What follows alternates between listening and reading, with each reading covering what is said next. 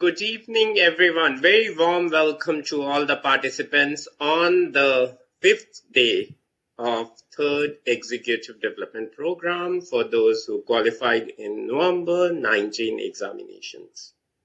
My sincere gratitude to ICAI President C.N. Jambusaria sir, ICAI Vice President CA Dr. Debashish Mitra sir, ICAI Acting Secretary CA Dr. Jaikumar Batra sir.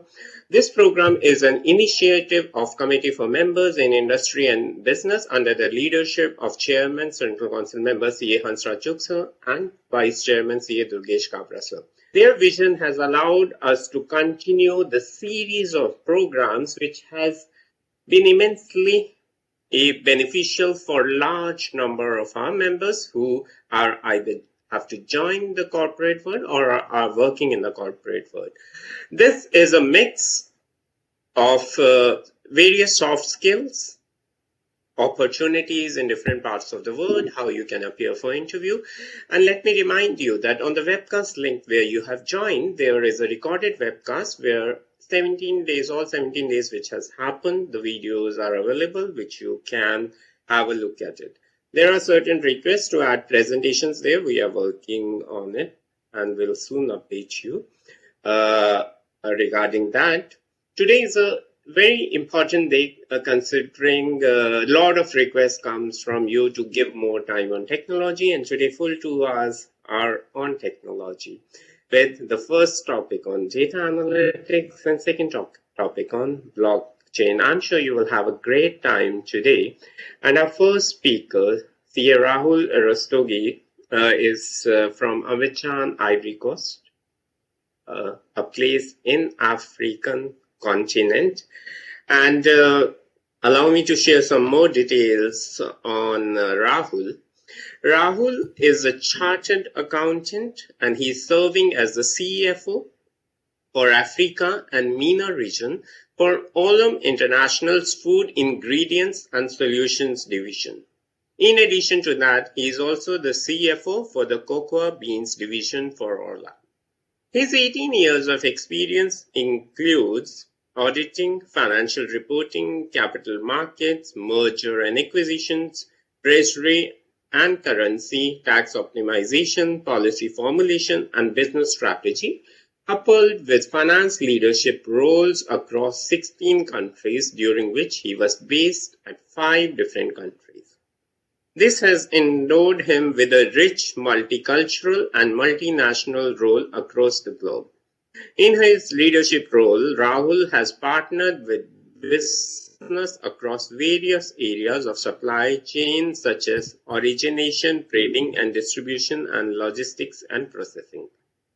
In his current role, he is leading the finance transformation journey towards best-in-class and partnering with the cocoa business to support and propel it towards transformational enhancements. Ivory Coast is a country which is one of the top producers. I forgot, and Rahul told me that what number it's or how much production happens on which rank it is. It is one of the largest amongst the top 5 cocoa production. I think third, if I'm not wrong. If I'm not, Rahul can correct me afterwards. A country which has not many Indians. I think 1,500 or 15,000. Rahul what told me, and we have a decent number of Indian chartered accountants. The representative office for the Abidjan city of Ivory Coast was approved a few months back, and we will be having a formal launch on June 10th. And Rahul had supported significantly to help us get us completed the formalities, and maybe very soon we'll have formal chapter also in Ivory Coast when more number of members join in and we have a decent number of members to form the chapter. And Rahul is very supportive in the initiatives of African region. He has connected me to many other countries like Senegal, Gabon, and he keeps helping me. Olam International, everyone knows, has been participating in our campus programs and recruiting large number of our members over past many years, over almost more than 2 decades, if I'm not wrong. And the company has a presence in more than 40 countries out of 54 countries of the African region, and is one of our largest employer. Like Rahul is our leader in one of the country. There are many other countries where our leaders are from Olam Group. Also in the Singapore it has happened. So I'm sure Rahul is very good in discussing about investments and how the data can be used. We had one-on-one presentations many times, and I really get very impressed with the way, with his preparedness. I'm sure we'll have a great time today. So Rahul, the floor is yours. Thank you. Over to you. Thank you, Pradeep. Just wanted to probably start before that I'm audible, right? Yes, perfect, Rahul. Oh, just a minute, please. Okay, so I think a warm welcome to all the participants. I think it is extremely nice to see all of you, and it really feels well. I'm quite proud to the fact that I've been addressing now a group of chartered accountants and who are looking forward for who are full of energy and are from the Gen X, if I may say in that sense. So I think extremely pleased to be part of that. And at the same time, thank you so much, Pradeep, for such a nice introduction. And it really is so nice of you to probably give opportunities to many other people from the industry to come across and give back to their alma mater. So that is really nice. Ivory Coast definitely is one of the biggest cocoa leaders in the world. So it is the largest crop of cocoa. So whatever you chocolate comes in the world, 40% of that is from Ivory Coast and 60% is that from Ghana and Ivory Coast combined together. So just two countries producing the entire cocoa crop, which is roughly 5 million tons in a year. And Olam is one of the largest, can say, trader and one of the manufacturers of industrial chocolate as well. So before anything else, I like to probably say thanks to you, Pradeep, and also to the committee of members from the industry and business. Mr. Ranganathan, definitely big thanks to our chairman, C. Hansraj, I think for his visionary outlook towards how to probably make the best of this pandemic. And also Vice Chairman, Mr. Durgesh Kabra as well, for his for ideation towards this and the learning and development that we are seeing now with the chartered accountancy and its and all of you together. And before I start, I really wish that all of you are doing quite well. I think these are some tough times, and some of us have gone through some tough times. Some of us are going through some tough times. So I really wish all the best to all of you in terms of how you are managing this pandemic, and I really hope the best comes out of this pandemic and it really becomes nice. So I think a big congratulations to all of you who are there online, that you have taken time out and you have come across to this session. This is all about data, but before that, just a bit about me as well. I think, as Pradeep said, I am the CFO for Africa and MENA region, as well as the CFO for the cocoa division for Olam International. Olam is a company which is one of the global conglomerates, is present in roughly 50 countries across the world, in all the major and all the continents, all across, except for the North and South Pole. And definitely it is one of the largest traders when it comes to cocoa, when it comes to rice, coffee beans, grains. And in fact, every fourth burger which you eat in the world has fried onions from Olam. Every fifth chocolate which you eat in the world has some part of cocoa coming from Olam, cocoa which is traded by Olam as well. So you can see the size and scale that we are referring to right now. And it is roughly 30 odd billion dollars all across as the total size and scale that we are dealing with right now. So I think it's great to speak to all of you. I would like to share my screen to probably go ahead and have a presentation plan for all of you. So before we go forward, I will like to probably ask all of you one question, and I will request you to make it more interactive. So Right. whereby if you can allow me, Pradeep, I want to ask the question that what are the expectations that the team has or the number of people who are there? What kind of Right. major things is what they are looking forward from this particular session? I would like to give them 30 seconds probably to give in some answers, and you can give me the broad highlights as to what is coming Right. Right. across. Yeah. So the topic is data analytics, converting data into concise decision driving insight. So please let us have some good comments on, as Rahul asked, that what are your expectations from this session? So let us have good answers. Yeah, just a And second. I Let me will, just. yes, all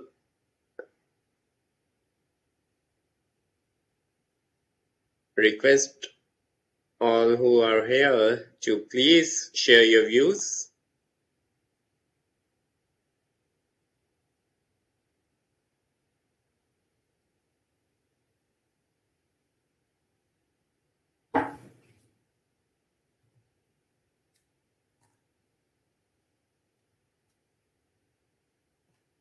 What are the major Right. trends coming in? Yeah, yes, Rahul. We have Pavan who says future of CA is with data analytics. And Satish says that right kind of data for decision making. And Srishti has a question that how to blend CA degree with data analytics. You can make a note, Rahul. And what profile do we look for? And Ashutosh says what an exactly means to data analytics for CA and the usefulness. The same kind of question which Srishti asked. Afzal is asking, more questions are coming than comments. Afzal is asking where and how to start the data journey, how to develop this expertise. Srinivasulu says, how much knowledge of data analytics required for a chartered accountant? Vandan says, use of technology with best possible way. Yeah. So I think there is Okay. a lot of confusion in the mind of our young members. So I'm sure your session will help resolve it. Yeah. But I think it's good to have some understanding of where the questions are coming from. So I think this is what is how I will look into it and how probably I will converge into this scenario. So, so these are the hard elements and soft elements of the entire data analytics. So we will go around, we'll understand what are the relevance, definition, type, differentiation, a bit of trend into what is happening, and I will also discuss with you some examples all across, some stories that will probably come across quite interesting to you, and how we look forward to that towards that. So I think first and foremost, we look into the importance of data and how it impacts our life. So I think I will like to clear one misnomer. I think it's not about that you will go somewhere and then you will probably be attempting to look for the data. I think data is all around us.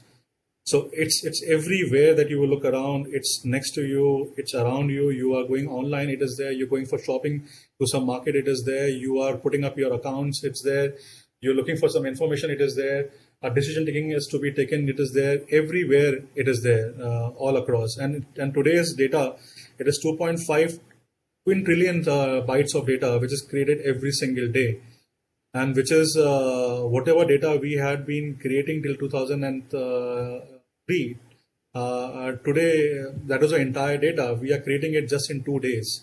So that's a kind of massive data that we have all across around us, and this is how it really impacts it in a really big manner. So our behavior, our thinking, our predict our future as to what we will probably be going forward towards in a large manner. What have we done in the past? Data targets everything else, and you are right now being targeting about that as well. So it's a misnomer that we will go to a place for data to be targeting us. I think it's everywhere, and it is very very important for us to understand that today's generation and all of us as well have been so much glued to technology that we are just completely shying away from the fact that it's all data which is being collected. It is all data which is making these things much much better all across in our daily lives. So I'll give you a couple of slides just to make you understand the importance of data and the size and scale that we are probably covered today by the data all across. So this is what happens in a single minute on internet. This is what is happening there. So 500 hours of data is uploaded on YouTube. In Google, there are roughly some 5.5 million kind of the queries are there, which is being raised on a per minute basis. You have roughly 210. These are some data that some data probably which is a little bit of old as well, probably which is probably a few months back. But right now it is 210 million emails which is sent on a regular basis. 5.5 billion of queries which are generated. There are roughly 65 million, 69 million messages which are sent on a single basis. Whether it is the you can say photographs being shared, messages being exchanged, emails being shared, data you are talking about the content, online content, Netflix which is being done. All of this is data, is nothing more than that. So it is 1.4 million scrolling probably a few months back. Now it is 1.8 million which are scrolling and giving likes on Facebook. That's the kind of power which is there, the kind of mushroom increase which is happening into the data. And you can see here, so from 16, 17, 18, 19, it's a comparison which is there, which you will be really surprised as to the kind of increase, mammoth increase which are there in terms of the various scenarios. As I told you, it was just 2.4 million queries which was raised in Google in 2016 in a single minute. Now it is roughly 5.5 million which is being raised in 2001, and it is going to be going to go forward. You will be surprised that this is the data which was analyzed by Google once upon a time, whereby they were saying that basis the queries raised by them in terms of the kind of queries raised by the people, they can predict the diseases or the illness which the people will be getting in their on their side. And they did an experiment with CDC. CDC is the medical definition by US, whereby they were very close to what CDC data was showing in terms of the illnesses going across. Because why? Whenever you have a problem, you will go online and you will look for a medicine. Whenever you're online, you will see these are the symptoms, what is the kind of medication that I should take, or what is the kind of disease that is happening. So Google had used all of the data that was there, analyzed it to come across this thing. And it's not about Google; it's the people behind Google which are doing that. People who are like you, who are there, who are sitting behind and doing those analysis. So this is very important to understand the importance of data in that scenario. Yeah, So this Rahul. is Yeah, Rahul, before you go ahead, just one message. There are a couple of comments where I think there will be a lot of data on your slides. So they were saying that it's not very clearly visible. But I think your thoughts, which you will be sharing, should be sufficient to understand what you are saying, right? Or yeah, because these we are can. these are some popular slides. The idea Yeah, was more about them to get a comment, but right, whatever is coming in forward will be very very clear in that side. right, We will see. right. And if anybody wants, I can always give them the links to the site, and they can go and themselves do a dealing as well. So that's not an issue. Right. So don't worry. I would like to give everybody a comfort that don't worry about the data. I know this is a data analysis session, so it has to be data heavy. But have comfort that whatever you need, I will definitely be around. I am also on LinkedIn. Whatever you need, so you can always let me know. I'll always provide you.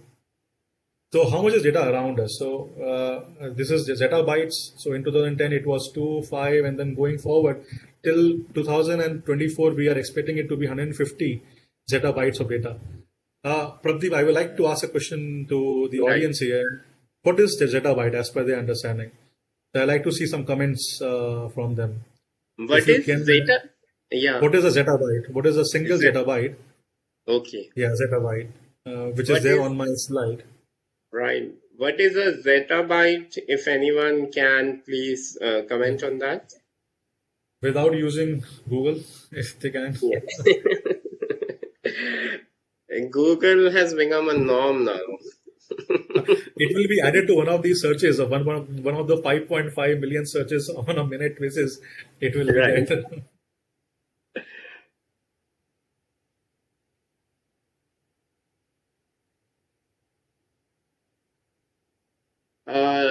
Okay, Srishti has one recommendation.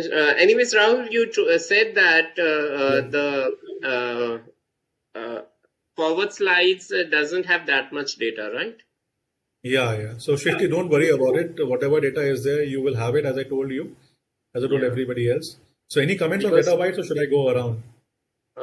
haven't yeah no Afzal honestly says no idea, sir. Very well done, Afzal. Rishabh says 1024 terabytes. And Ashutosh says basic element of machine language. I'll come to that. So it is this much amount. Okay, this is the amount. This is the byte that you're talking about, which is which is 149 zettabytes, which is equal to 1,000 exabytes, which is equal to a billion terabytes, not 1,000 terabytes, which is equal to a trillion gigabytes. So, uh, just for some curious people who will ask that what is beyond zettabyte, it is yottabytes. So, there is something which is always there. So, Right. consider that each one of you have 1 terabyte hard disk, which I am assuming is a normal scenario in today. Our entire Indian population will be needed to just hold together 1 zettabyte. And we will need 110 different Indias altogether to come together to probably hold 149 zettabytes, which is into one hard disk, one TB hard disk for all of us. So this is the quantum of data which is going around on internet today. And in fact, as we speak, I have spoken for 4 or 5 minutes already, and I can tell you we have crossed 1 million GB of data has already crossed internet in those just 5 minutes when I was speaking. So when I was speaking to all of you, so that's the kind of talking that I'm talking about. So what is data analytics altogether? It's a process of analyzing raw data, which all of you know in terms of, and let's go from down below. Let's not go directly to the data science and data mining and AI. We'll come to that as well. But raw data, it is just a simple using the data which is being given to you, put them into organized scenarios, making some information out of that, analyzing it for the purposes that you have been asked to. That is what, in a normal sense, data analytics is all about. And ultimately, what's the game? The game is, as a finance function, if you are going to the finance side of the world and you are supporting the operations ultimately, or you're controlling the operations, or you're becoming a value partner, whatever it might be that you will do, it is to optimize the business performance in the end, and that is what all of us want to do. And so, uh, so as I was telling you before, it is just to be grouped. One of the major things about data is that data will come to you as a bank, that okay, on your head that this is data. But whenever data comes to you, you have to organize it. You have to also remember to remove any kind of biases towards the data that is there. So if there is any data which comes to you from a particular field and you want that, okay, does India suffer from too much of excess dengue, which is being right now causing a crisis, ultimately, or black fungus for that matter. If the data comes from very high prone black fungus areas, of course the data will have a bias toward that particular thing. So how do you sample it? How do you remove the biases? What kind of processes you use? How do you optimize it, rationalize it, and then probably clean it, make a master data to it, and then analyze and give the ideas. And this is what is all about data analytics. And I have also tried to go around and explain to all of you what exactly are the mantra, or the 6 or 7 steps that you have to follow to come across for a data analytics. So you have to first make an objective. So whenever, if you are joining a company, then, or if you are going for an advisory, then in that case, what is your objective? You need to define your objective very clear. What you are really going to end up having, it's very important. What is the theory? That ultimately you will look into a theory, you will look into the challenges which are being there, you will draw those scenarios, look into the variables that are being that are part of that particular theory of yours, and those need to be tracked. You need to make a model. So there can be many models. There can be models such as also empirical models. So it's an empirical model in which you take all the data, make analysis, and so on. So there are various kind of data analytics to that. Then you will look at the data which is being given to you. You will remove any kind of biases to that. You will define the parameters, and those parameters which you already have defined in the past part of the theory, you will track those particular parameters as well, and then you will implement and you will get to a proper result which is there. So it can prove your theory right, prove your theory wrong, and can give you some other new theory which ultimately will be needed for the business trends altogether. Just a very simplistic scenarios just to make you understand advertising optimization. So you have too many things. You have a lot of parameters to it. You have email, you have radio, you have online display, you have mobile apps, you have cinema, you have TV ads, publication, you have pricing. You have endless amount of these data rounds which are there. It will pass through your competition, advertising, promotions, pricing, fuel prices, seasons, so on and so forth. You will pass it through those particular filters. You will then attribute, optimize, and allocate various parameters into the different buckets. And then you will look at the customer response, whether it is there or not there. And basis the customer response, a business has to really come up and ideate and say that whether they agree, disagree, or what is the kind of differences that they want to do in their business outcome. So this is just a example to you, and a very very good story behind that. I will also tell you a very good story, which is it's very interesting case study as well. eBay, we all know what eBay is. And before I start, I want to say that whenever you're going online and you are, let me say, you want to search for Amazon, you want to search for Tumblr, you want to search for Instagram or a Facebook, whenever you go to Google and you type it, you'll always see two search results coming up. One will be on top, which will be ad by Google, and the second one will be the original inherent website of that particular software or app, whatever you are looking forward to that. So if you click on the first one, you will still reach Amazon, but then you will also pay. Amazon will also pay some fees to Google for allowing you to come that through that particular link. If you go directly to that link, it will still through Google, but Google will not get anything out of that because it is not part of their remuneration. It is more about how you directly went into it naturally. So this is something which eBay wanted to study because they were very confused whether they are paying $60 million to Google, whether it is right or wrong, and that too in the early part of this decade.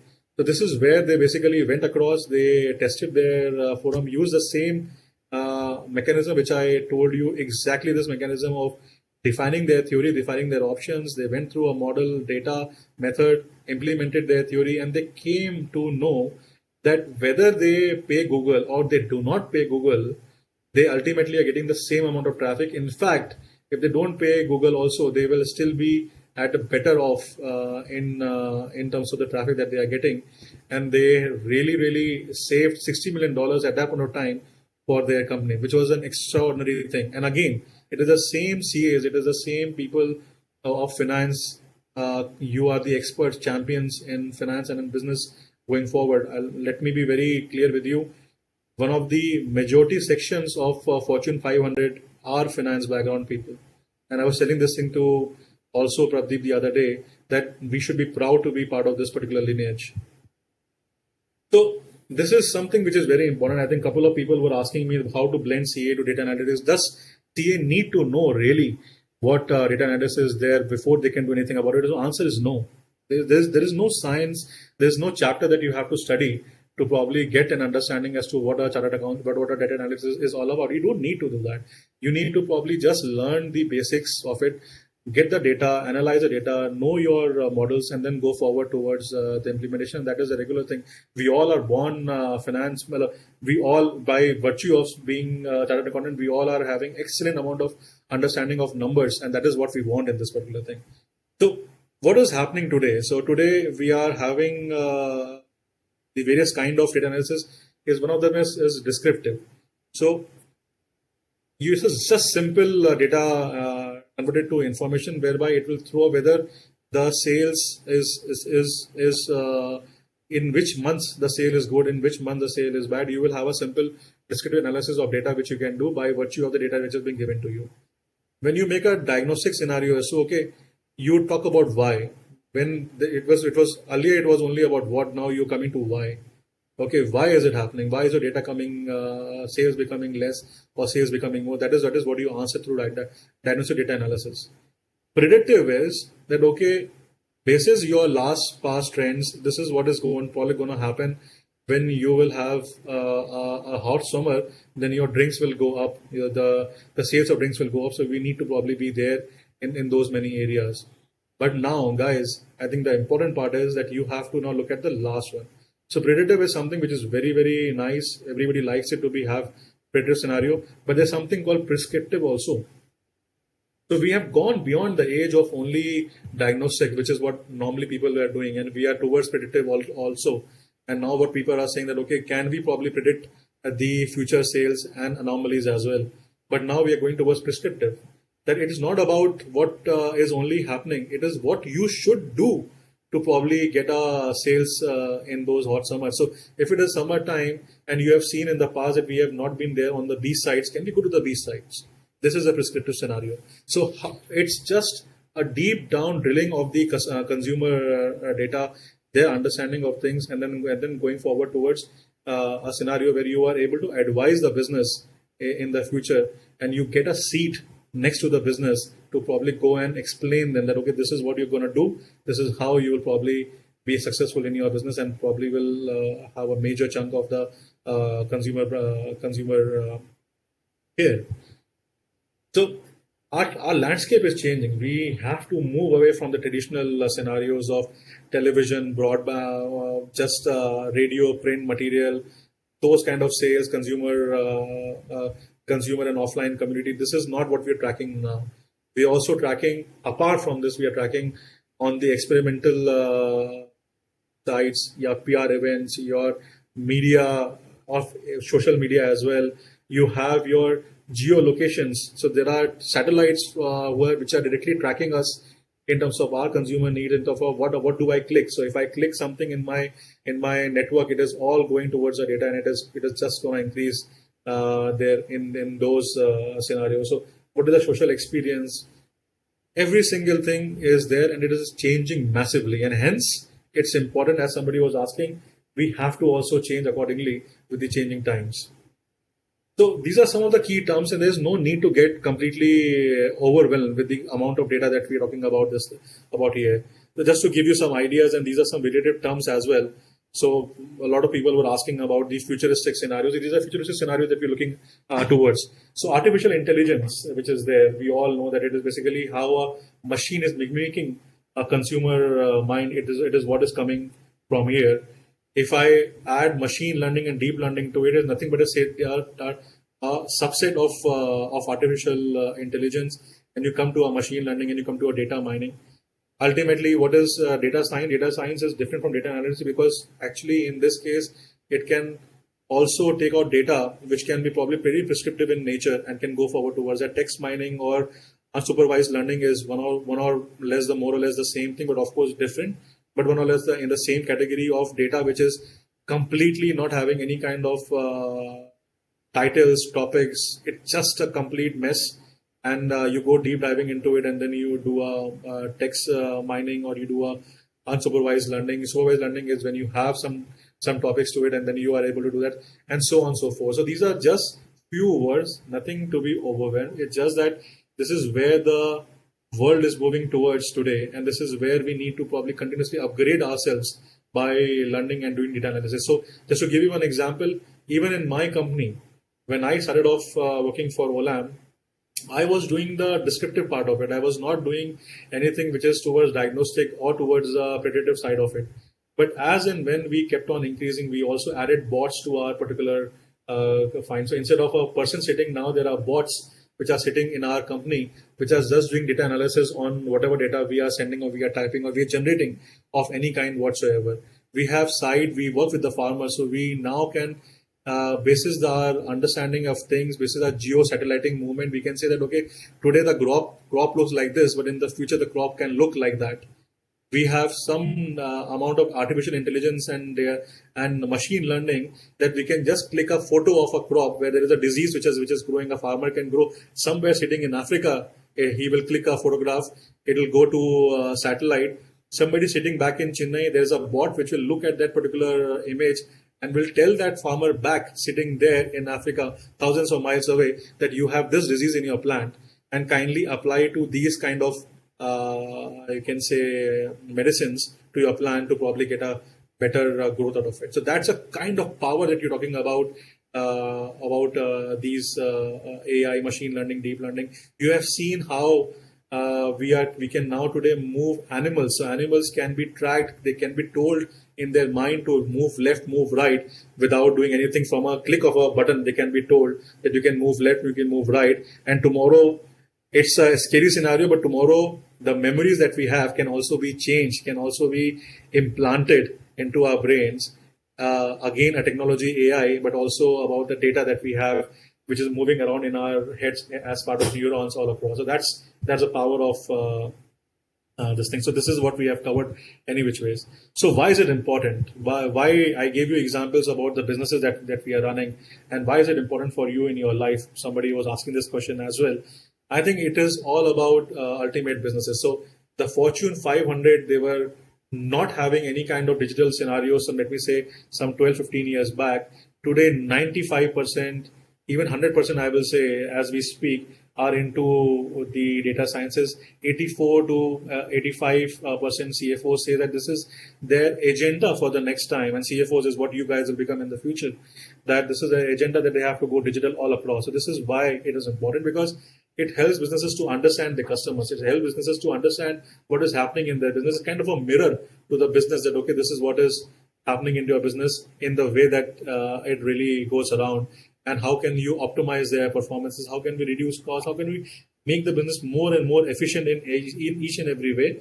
And how can we also prepare ourselves for the future? So if Kodak was very clear in terms of understanding that, okay, the future about is not about the physical photographs anymore. It is more about the digital platform and photographs, and this could have got from the data which the consumers are moving towards. Then he would have not, or Kodak would have not gone the way it has gone today. If Nokia was following properly on to their customer requirements, demand, and needs, it would have not gone down. It would have gone in the league of what Samsung is doing today, because Nokia at one point of time had the biggest market share in the world, and now it is nowhere. You don't go and buy a Nokia phone anymore. You are trying to go and buy an iPhone. You definitely love to buy a Samsung in India. That is, or maybe maybe so many plethora of touch phones that have come. So you don't go. This is all because data somewhere somebody missed to analyze the data, or if the data was analyzed, somebody somewhere missed to probably look at the trends which are being there.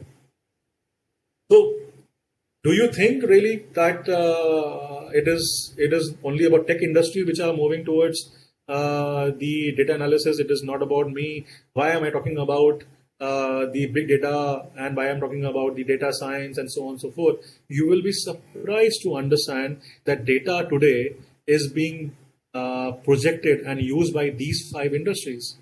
You have banking, you have agriculture. Agriculture is going massively towards data analytics in each and every way. Your real estate, telecom, healthcare. Healthcare is what has saved us today, saved so many people from not losing their lives. You had normally we used to take 5 years, 6 years, 10 years even to create a single vaccine.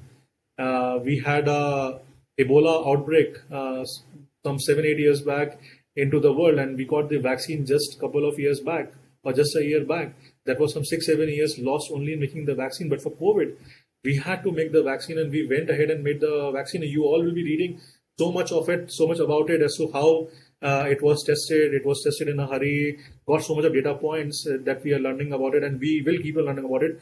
But that is all about data ultimately. It's nothing more than that. Of course, it is science attached to it. It is a people's understanding to it. But this is what is all about. Agriculture. You will all you today we are 7.4 billion people in the world. We will definitely become roughly 10 billion people by 2020. Today we have to double our food to probably feed those many people as we can feed 10 million, roughly 9.4 million people, billion people who will be there in the planet. To feed them, we have to double our production of crops.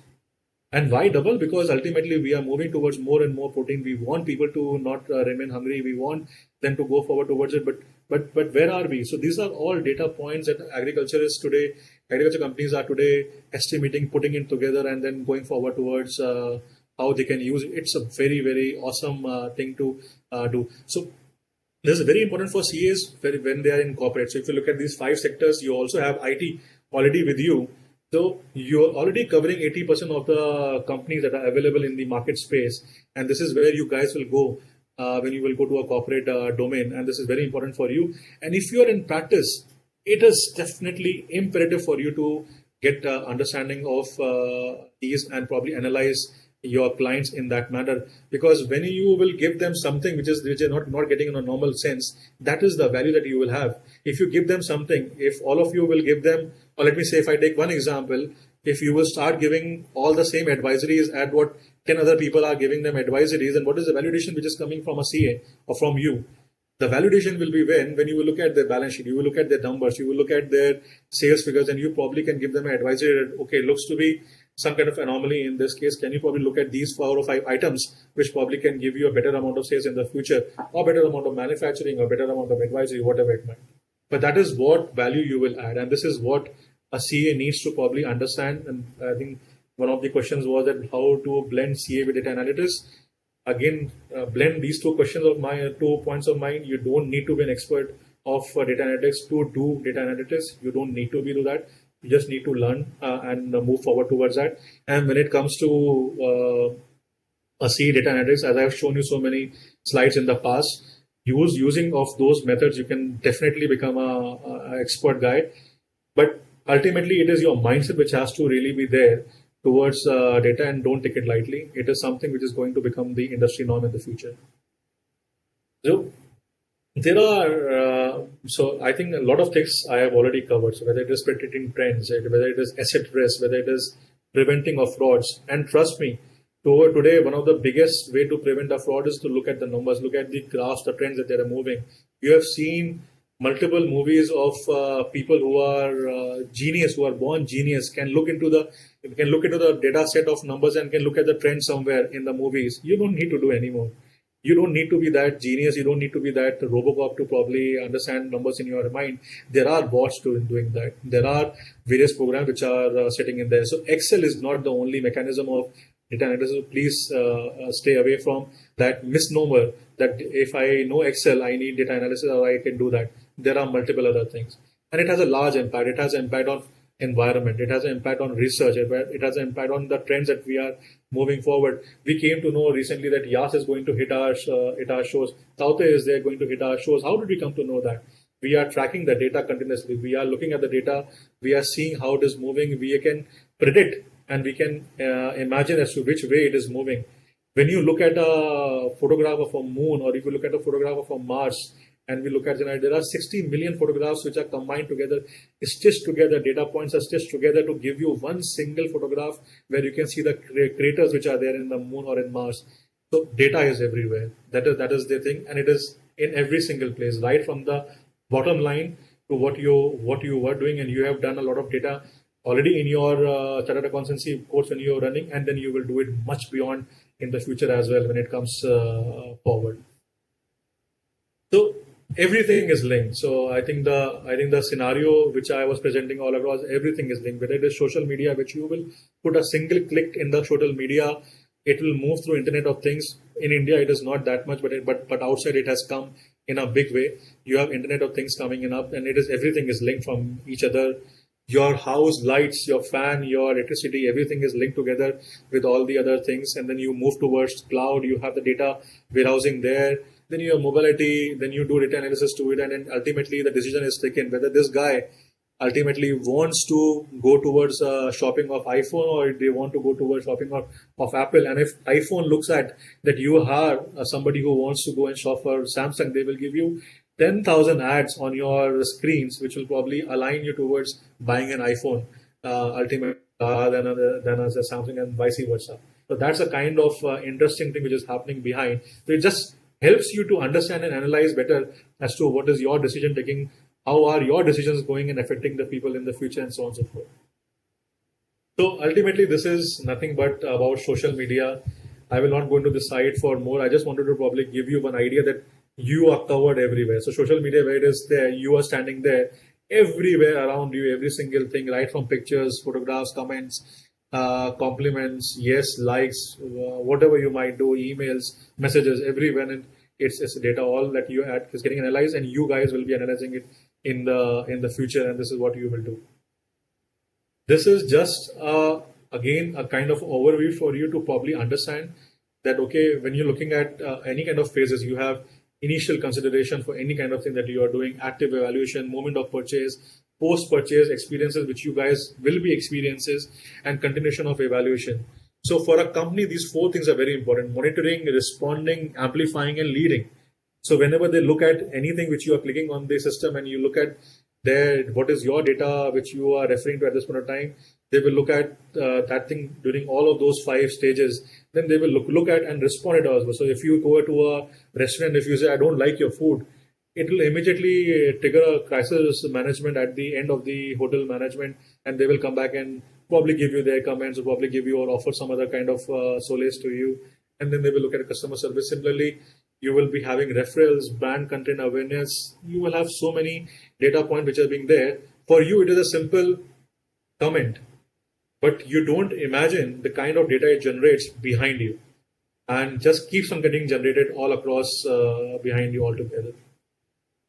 So I think it's all about. I think one of the things where somebody was asking as to how we can start the journey for towards data. I think one thing is for you to learn and start reading about data which is happening. Make from simple models, which includes Excel. So right from doing a descriptive amount of data analytics to probably a diagnostic and so on and so forth. Start from a simple step. Go for byte by byte. Okay, and always put up your objective and target on top, and then you move towards that.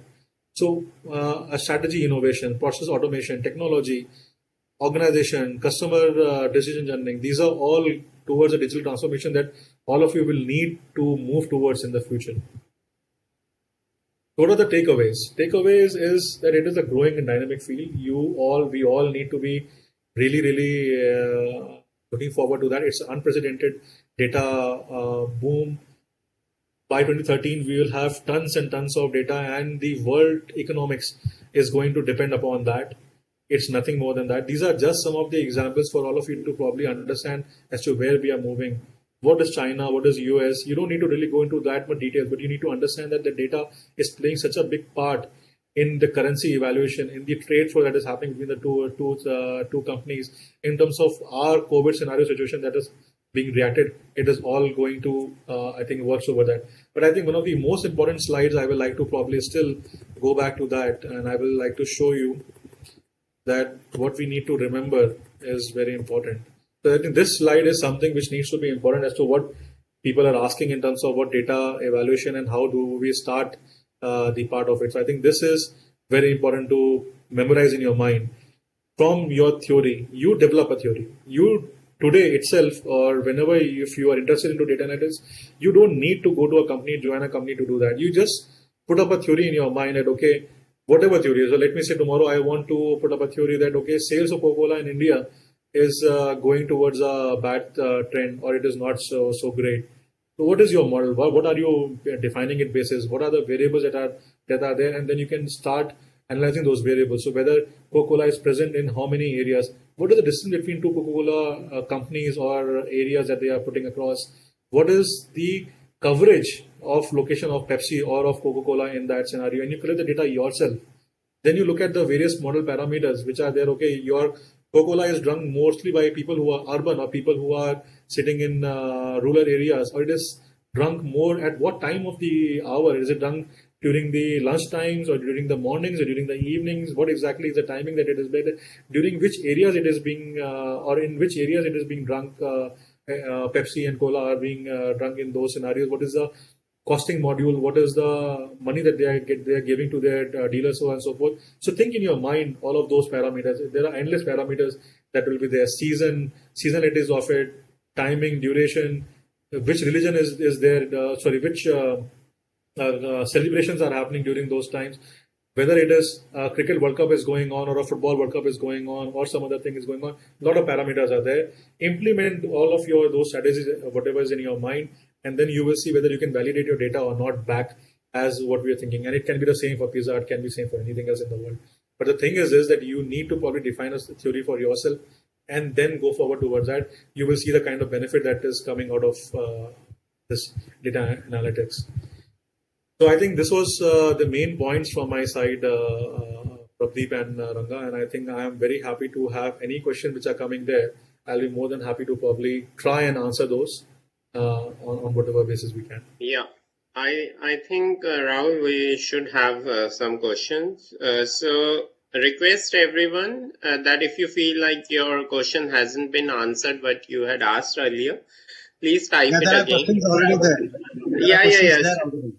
Yeah, Srishti has asked, is RPA also used for data analytics? Yeah, absolutely. It is. It is a very, very good tool for data analytics, and you can actually see it along with bots. So when you combine the RPA along with bots, it will be something which is of immense value to any organization. And I can give you the scenario that we are doing today in Olam as well.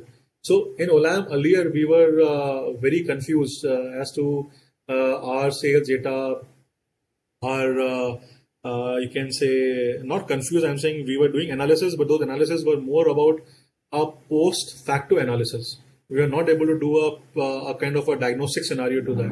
But with the help of RPA and by putting up the bots into our scenarios today, for any kind of data that we are generating, for any kind of sales that we are generating, we have tons of data to analyze, right from the kind of customer to whom we are. So, what is the age of the customer to whom we have sold?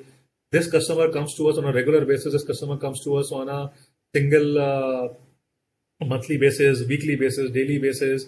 Where does this customer coming from? So if we are able to track those data points and we use a robotic process to that scenario, and we use a bot to that particular end, I think you will be surprised to the kind of you can say output that you can generate from that same data set, which was earlier giving you only an answer post facto, but now you can also see with reasons why, and you can tomorrow advise your company or to your organization as to what not to probably achieve a higher sales or what more to achieve a higher sales in that scenario.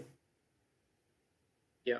Afzal is asking Rahul about your opinion on Power BI, whether it is good to focus on it and extract data, and whether does it make sense in using it. So what is sorry, what is the thing again? Can you tell me again? Power BI, it's very popular tool by Acha, Microsoft. acha, BI. Okay. No, so ultimately, this is something which is used by businesses all across. So I think we also are, when I say we, I mean to say the corporate world altogether, we are using it in a big way. But I think we have moved beyond BI as well. So I think now, apart from only the data coming in a structured form, now we have Tableau, uh, we have click views, we have multiple other scenarios where it is coming in a more graphical and UI scenarios, which is where the data is already analyzed and come across to you from a decision-making point of view. Earlier, it was coming to you from a point of view of what and why. Now it is coming to you how and what more. So I think that's a very good question which is being asked, and it is something which is being used by organization today and corporates today. So if you have knowledge towards that and if you have an interest toward that, you definitely should go forward Right. towards that more. I think, It's very good.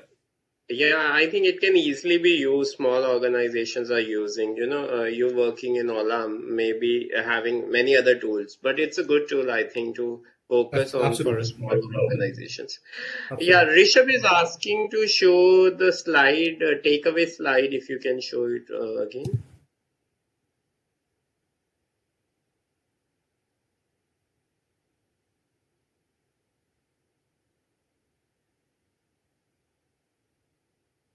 So I think while Rishabh can see this, we can go to the next question if there is something. Yeah. So next question is from Ashutosh. He is asking whether we need to learn the tool like Python. So Python is a programming language. It is something which is being used by a lot of developers. When you create an app, Python is used for programming to create new apps. So if you have interest towards that, there is no harm. You can always go and learn as much as you can. Learning, I always feel and I always believe that no amount of learning can be really useless. You can always get more and more out of it.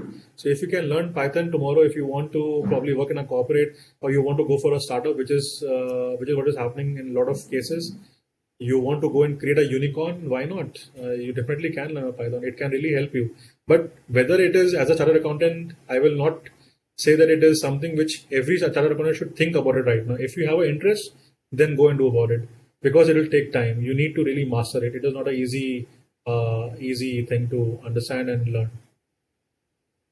Yeah.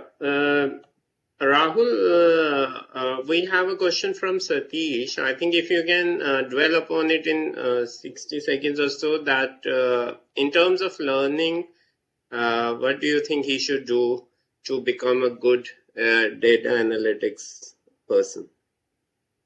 So I think it all depends upon your say your interest ultimately. So towards numbers. So if you like numbers, if you like trends, and you want to do about it, I think as I told you one example, I will again tell you that don't do anything else. You don't need to have any questions from anybody. Take a case study. Any of the online case studies you can take, look into it, and draw your own conclusions with the data model that I just given to all of you. So if you can probably use a data modeling and you can model it around, you can see the numbers yourself, look at the various parameters that are there in front of you, and then define and then lose any kind of biases. As I was explaining you where you were having biases, I think you should be able to get some sense and feel about the data analytics part of it and can start doing that.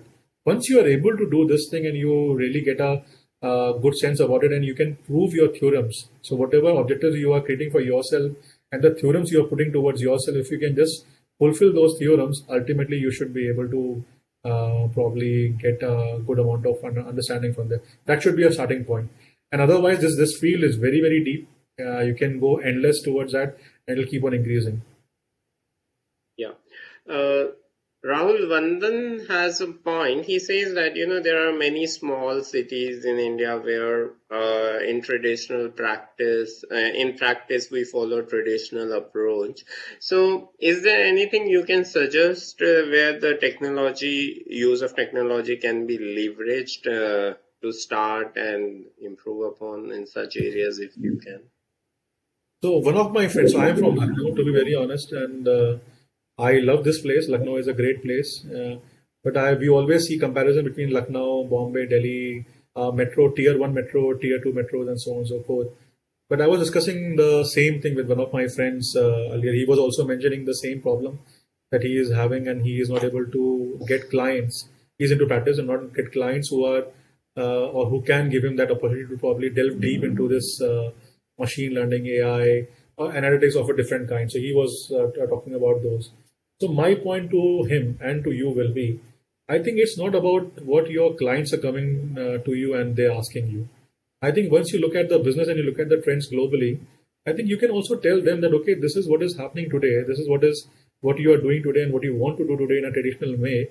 But probably if you can change your thought process a little bit more, and we can probably give some time towards this different kind of analysis, we might be able to get your business a better standing than what is happening today. So I think it is not about only what is coming to you as a query and to any chartered accountant in practice. It's not about what is only being asked of you.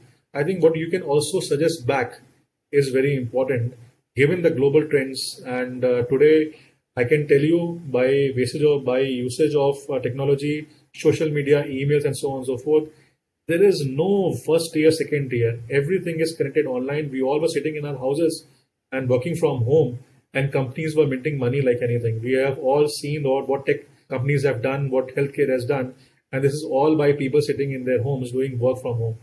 So I think we should be very cognizant of this fact. COVID has taught us that irrespective of where you are, if it is a house, if you have internet connection, and if you have a thought process, and if you have a mindset for future, I think you can do great things sitting anywhere in the world. Yeah, Rahul, Vishnu is asking if you can suggest some good, useful sources to study data analytics, or if there is any course you can suggest on it. So see, Vishnu, I think there are many. If you just go online and you search courses on data analytics, there are multiple courses on that. I had done once from Kellogg's. That was one of the executive programs that we had been done, and that is something also which you can look forward to. But there are many other online courses which are not that costly. It is something which any of you can initially look into and can look online and do it. But of course, what you need to be very sure of who is the teacher, what is the pedigree, what is their past, where are they teaching today, and ultimately what is the kind of course and what chapters are there, what topics they are covering. I think once you are able to look into these, then online you can do.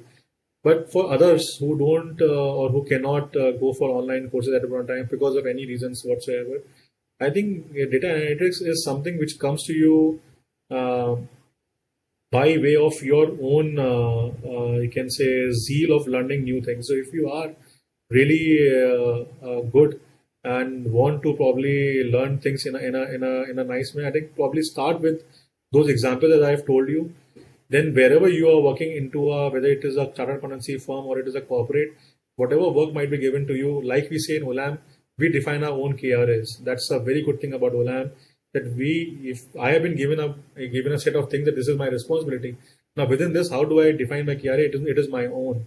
So if you get any of those companies like that, probably ask them to probably give you projects to work upon, and that will be really excellent to probably have that data analysis and go forward towards that. Right. Rahul, time is over, but quickly, last question from Ashutosh I will take. Who you mentioned about some tools, right? While we were talking about Power BI. So he's saying if you can quickly rename those tools which you were talking about at point of time. So application tools in the sense that, so you're talking about For these key data terms? analytics. No, data analytics tools. You were talking about in one of the question when Power BI question came. You mentioned some names which you have been using, I think, in Olam or which large Okay, okay, organizations are okay, using. okay. Yeah, yeah. So basically, we were using bots. So I think bots and RPA is very important that we are using BI, we are using Tableau, we are using machine learning, we are using AI. So these are the kind of things that we are using towards in our organization and probably to get a better result. Right. Thank you. Thank you. You can stop sharing screen, Rahul. I will request Ranganathan ji to please propose a vote of thanks to you. Sir, thank you so very much, Sir Rahul Rastogi. It was such a beautiful session. In fact, data is the new oil, data is the new gold, and data is the in thing, and appears that it is going to be the in thing for many decades to follow. You had very beautifully summed up, starting from the importance and the impact of data in our lives, the concept, the types, how industries use data and are dependent on data, and application of data. Fantastic to sum this such a big topic in 55 minutes was really wonderful, and I'm sure all our young members would have been really very very benefited by your this very short speech. Thank you so very much for taking out time and then being with us. Thank you very much. Thank you so much, Ranga, Mr. Ranga. I think it was really great to have you. Thank you so much, Pradeep. And thanks to everybody who joined today. I think it was really good to probably address to all of you. Again, thanks to our chairman and vice chairman as well for all the opportunity that you are given. And if anybody has still any questions which are left, please feel free to probably send me over LinkedIn or send it to Mr. Pradeep or Mr. Ranga, and then I will probably be informed. I will take time out, maybe not immediately, but I will take time out to respond back to all of your queries. Thank you so much once again. And Thank you, most welcome for the Rahul. next speaker. Thank you. Yeah, thank you for joining. We move on now to our second session on blockchain. We did in our second program on the emerging technologies a session, a future of work and emerging technologies, where where the session was done by CA Anand Jangir, and we had covered a blockchain quite significantly because there were so many questions which were coming on blockchain. But I think the crave for blockchain is so significant that we had to put a special session today, blockchain and the future of accountancy, for a better understanding for all our young members. And we have one expert today here, Tailesh Churiwala. I'm very happy that we were able to get him today for this program. So Sailesh is based in New Delhi, India, and he is the founder of R2I2 Labs and Innovative Solution Labs, researching problems in AI, IoT and Internet of Things and blockchain. He primarily works on designing novel solutions for the finance ecosystem. Prior to starting his lab R2I2, he has worked in the organizations including Deloitte and Godfrey Phillips. He is, by qualification, a member of our Institute of Chartered Accountants of India, and he has also completed his graduation in commerce from Delhi University. And Sailesh is, I'm sure, I do not know his age, but he's a young like you all. And the one thing which brought me Sailesh, I can share, in 2019, I was doing a research on the programs which DAB had done in different cities of India. And out of the 10 programs I saw, 7 name had a speaker, Sailesh. Then I connected with the committee secretary, took your contact details, Sailesh, and you are here today. We are very happy that our young members will get to see you, and thank you so much for accepting the invite, and looking forward to your session. Over to you. Help me welcome Sailesh with a big virtual round of applause. Sailesh. Thank you, Prabdeep for giving such a wonderful introduction of mine. Am I audible? Everything is fine? Yes. Let us, yeah. Okay. Yes. Great. Okay, great. So first of all, I think it's my pleasure to be here, and it's my. I think I have done some good deed that at present I'm here. So I'd like to thank all the members of our institute and the chairman and the vice chairman of the committee of members in industry and practice, and Mr. Hansraj Chugh sir and Durgesh Kabra sir. So to organize such sessions and giving opportunity to the young members, and I take this as opportunity for myself to interact with people and to understand their perspective and to share my perspective with them. So this is more of an interaction session that I love to do with people. And right. And I didn't know that you you did these kind of researches to at least find my name. I think I take pleasure in. I don't know how to react on that, but I think it was nice that even I didn't know that 7 times my name appeared in the 10 of the courses that you looked into. That is great, I think. But yes, I enjoy talking to people and enjoy delivering something, not just because of from a delivering perspective, but yes, this is my passion to teach people, to talk to people, interact with people, and I take this as my learning journey rather than imparting something to somebody else. So this is the objective that I come to from this. I think that's it from chit chat part. Anything specific, or how do you want to go about it? We can directly start. Are there any questions, right. thoughts of the participants, or something like that, or should we directly start? No, we don't have any thoughts, Sailesh, but you can ask any questions, any thoughts on blockchain or anything, what comes to your mind, or anything you wish to ask. Then okay, so I'm sure some responses. Okay, great. So that is fine. That is fine. So blockchain is something like that we cannot just sum up in 50, 55 minutes or an hour time. So to keep it quite interesting and to keep it more interactive, I think it's better that we keep on talking. Although it's very difficult, I find, to keep on interacting on a virtual mode. So the one-to-one sessions are much, much better than the virtual, but still we'll have to go by this. Okay. So blockchain, we'll talk about the future of accountancy a bit later. First, let's understand what exactly the blockchain is, because when we want to talk of what blockchain and its impact on the future of accountancy and what the future of accountancy holds for along with blockchain. So for this, first we'll have to understand what exactly the blockchain is. What are we talking about? By this time, most probably I assume that most of us would be aware of what exactly blockchain is. Little bit of how does it work, thanks to crypto industry and thanks to the crypto ecosystem and the recent volatility, ups and downs in the market. So just a few thoughts, like what are the couple of words that come to your mind when people talk of blockchain? What do you think of it as a blockchain? First of all, is it a good technology, bad technology, problematic, non-problematic? What are some of your very recent or very primary thoughts on blockchain, like, just to get a view of what people think over here? So Yeah. if we can You, have you a know, couple of Sailesh, responses.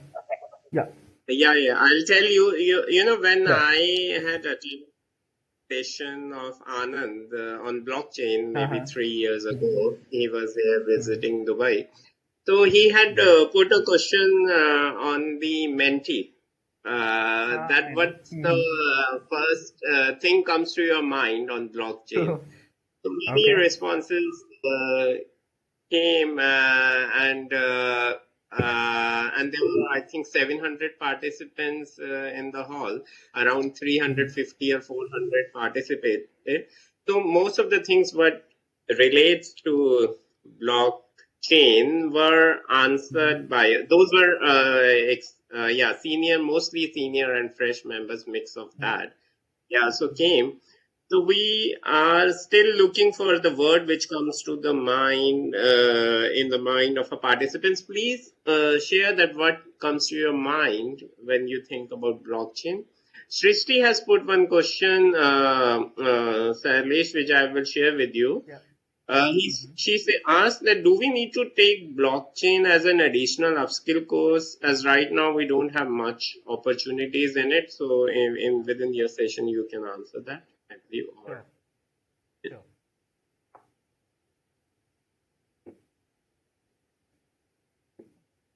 so the first word which comes to my mind is Go ahead. abbreviation is DL. Yeah, so we have Why some DL not answers. BCH? Yeah. Okay, great. Right. We have Vandan who says circuit breaker from raw to processed information. And Okay. Srinivasulu has a comment that he thinks that blockchain will provide most security. He believes that. Okay. Afzal Good. says that blockchain is the technology in which cryptocurrency works on. It's more of a distributed ledger and no single person can control or destroy a transaction. Yeah. True. So very few comments have Nice. come. There I were so think many questions. Yeah. sure. So I think nice. These are most of the most expected answers that we get when we talk of blockchain, because this is, rather than this being a technology, the beautiful part of this blockchain, what I feel through my journey of over around 5-6 years in this industry, is that uh, this is not just a technology. This is a fundamental shift. First of all, the first thing is a prima facie requirement for anybody to learn blockchain. What I say everybody is that just scrap all your existing beliefs. Do not try to put your existing beliefs into blockchain. When you learn blockchain, do not just bring your past beliefs and say, we have been doing this like this. How is it possible in blockchain now doing in the different manner? Fine, we'll find out a way one day how to do it. But just putting your existing beliefs and past practices into a new technology, which is just around 10 to 11 years old or 10 to 12 years old, it is killing the prospects of the blockchain. Just to give you an example, automobile is a very good example for this. When cars were invented, if we today look to the cars, we'll think that when cars were invented, people might have been very happy that let's we got a car now our life will be very easy. But the history is completely opposite to it. When cars were invented, people were frightened by that discovery or that invention. And in fact, there was a law in UK which said that any car which is on the road must have two people bearing red flags in their hands and should walk in front of the car every time the car is on the road. Just think of the way that the automobile industry was welcomed by people. Because happens in history for every, you talk of automobile, internet, you talk of electricity, every new technology or invention have faced such kind of problems, that our existing infrastructures are not very well versed or are not designed in a manner in which the new technology can act upon. So when we talk of today's infrastructure, be it today's banking system, be it today's monetary policies, be it today's governance structure of our governments, be it any other infrastructure that we talk of, our entire financial services industry, this is not designed to operate in such a decentralized or in such an way in which the blockchain is. It's not. It's we operate in a centralized world. Everything is controlled from one central authority, be it governments, be it banks, or somebody else. There is one central authority, and we are used to that part. Even from our birth, from our own personal nurturing perspective, we are used to what our parents telling us: do this, do that, do not do this, do not do that. So we are used as a humans to that part, the centralized activity or the centralized force that keeps on acting on us. But blockchain defies that entire concept from the way. It brings everything. It gives the right each and every people to design, decide, and to act as per their own will. But yes, within certain boundaries, within certain protocols. It's not that everybody, whatever they want, they're doing whatever they want to do. But there are some protocols, there are some rules how things can be even bounded, but with right to everybody participating in that transactions or in that interactions. So this is the reason I always say that put your past beliefs aside when you come to any blockchain session, or even when you are reading an article. Just put aside your beliefs, because if you do not put aside your belief, what will happen is that you'll read one paragraph and you'll say that this is all rubbish. This is not practical in today's world. Everybody keeps on writing something or some other thing, but this is not possible, and you may scrap reading that article. So this may not be beneficial for you. So this is the reason it's better that we put aside our beliefs and think afresh. Everything can be done. May not be, it may not be possible today. I say you, there's a possibility that two autonomous cars talking to each other in 5 years time down the line, talking to each other and interacting or transacting with each other using cryptocurrencies. This may sound like a foolish statement that I say, but this is very much possible because all the technologies related to execute a transaction of this fashion is available today. It's only a matter of how things are brought together, how things are combined together and brought into a new framework or a new solution kind of thing. This is the only different thing. We'll figure out how blockchain came into existence and all that perspective also, not going into much details of the white paper of Bitcoin and all, but still. So yes, so to understand what exactly the impact of accountancy on of blockchain, impact of blockchain on accountancy, first we'll decipher what exactly the blockchain is, and then we'll look into one use case of blockchain in the accountancy, the most super hit blockchain use case in accountancy, and then we'll take our journey ahead. So as I was asking what exactly is blockchain, these are the common answers that we generally receive, like technology of Bitcoin, very true. Immutable shared ledger, which cannot be changed, distributed, and all those shared ledgers, which everybody can access and verify. These are fine. These are not wrong statements, but these are incomplete statements to certain fact. These are completely okay, true statements, but these are not something which can define what is blockchain. So it's important for us that when we are defining something, we understand it from a wholesome perspective that yes, what exactly should be the definition of it. And I think by profession, we know the benefit of defining something in a closed manner, in an exclusive or in a composite manner. So these are something that I hope these answers were received by you people also. So this is something which is the common notion or the common belief is. But this does not stop us from understanding what more is under the hood of the blockchain and what defines the blockchain. The other statement that we receive generally, this is the best thing that we come to receive. Blockchain technology, when combined with AI, accounting, auditors, and all those who are doing repetitive tasks will not be required. They are gone. This is the most common statements you'll see in any technology article or any technology session, that this technology is coming, AI is coming, and now we don't have, accountants are not required. Now AI is coming, intelligent data analytics is coming, audit is not required. Repetitive accounting entries is not required to be done. Everything will be done by AI, everything will be done by RPAs and all these stuffs. To some extent, I say these are true, but these are again not completely true. There is the other side, the flip side of the coin too. If a machine does a work which existingly humans are doing, somebody will have to train the machines also.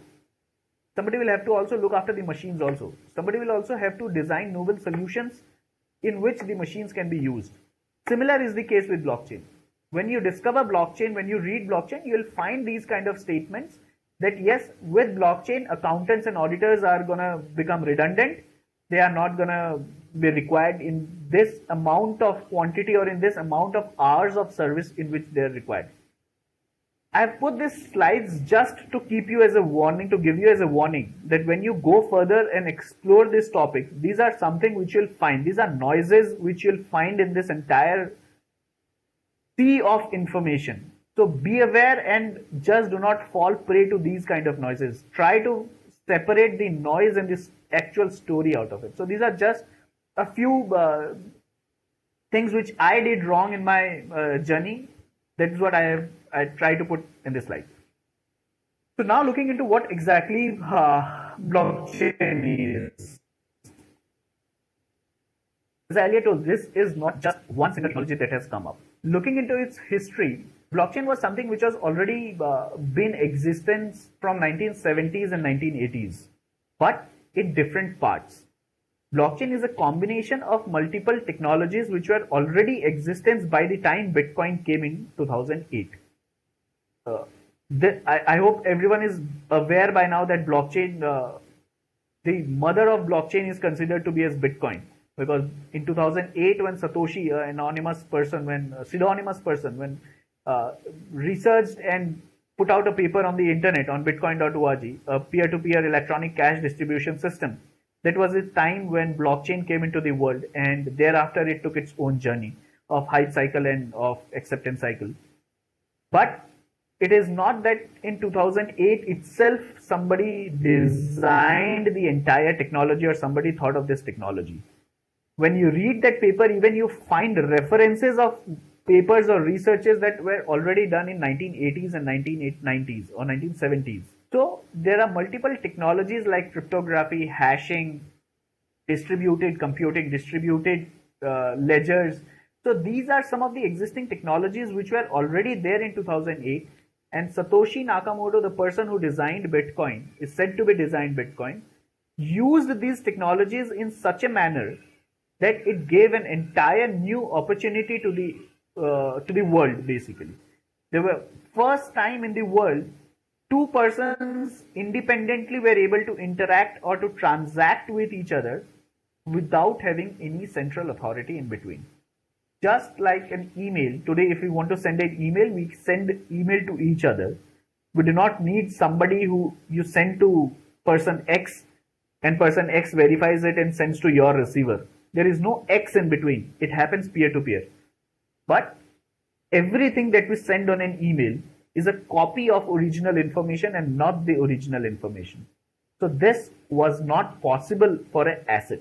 When we transfer an asset, we cannot transfer a copy of an asset. We'll have to transfer the original asset to the receiver to make the transaction actually a practical transaction.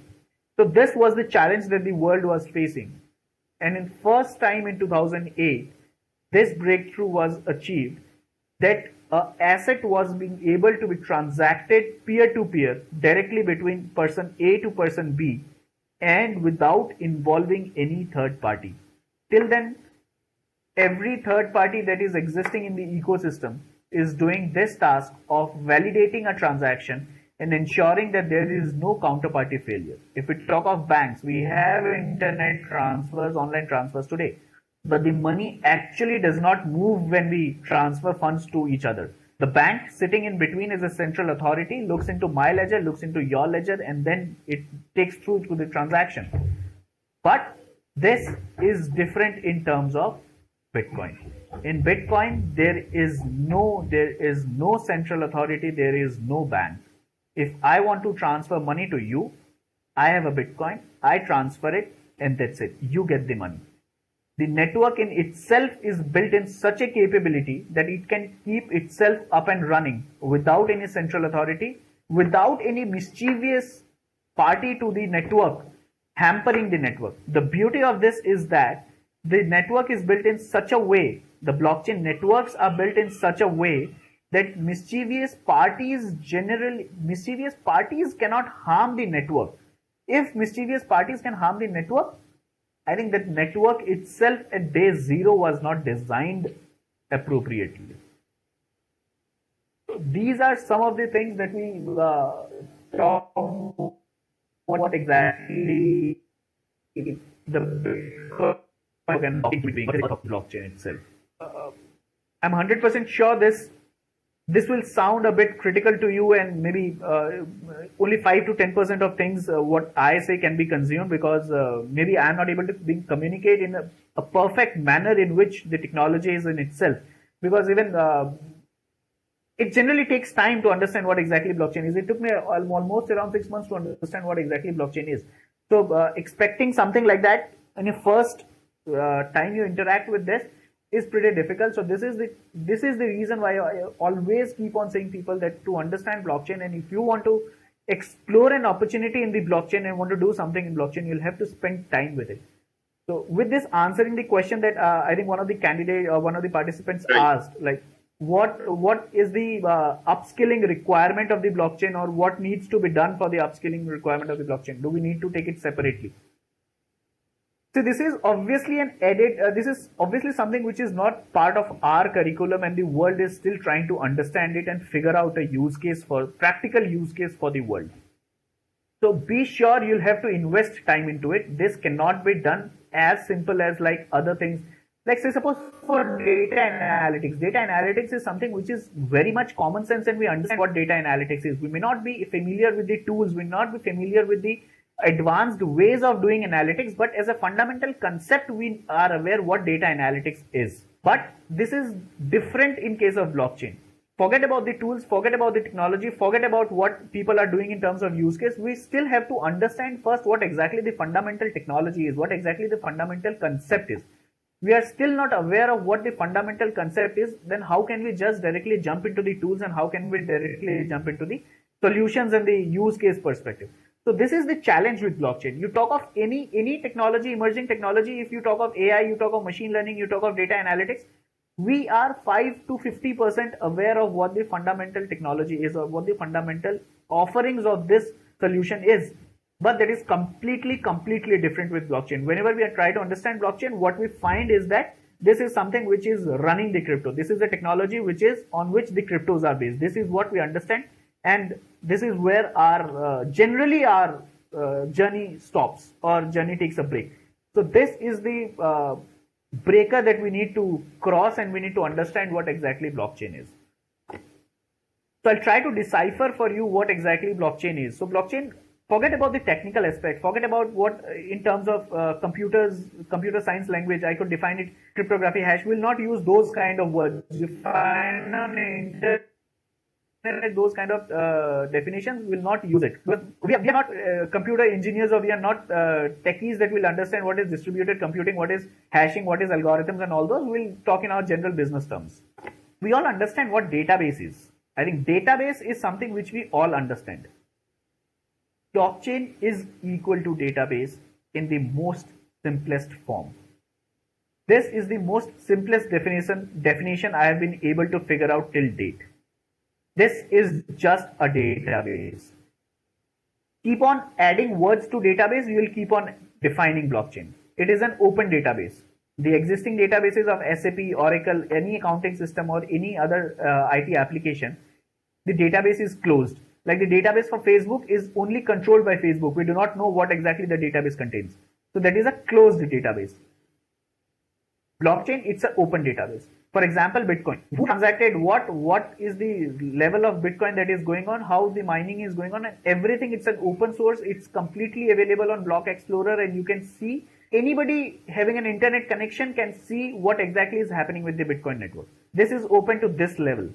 But obviously with certain privacy that nobody is able to figure out who you are and who the transaction is in between. So there are pseudonymous ways of hiding your identity, but it's not impossible to track who the people are.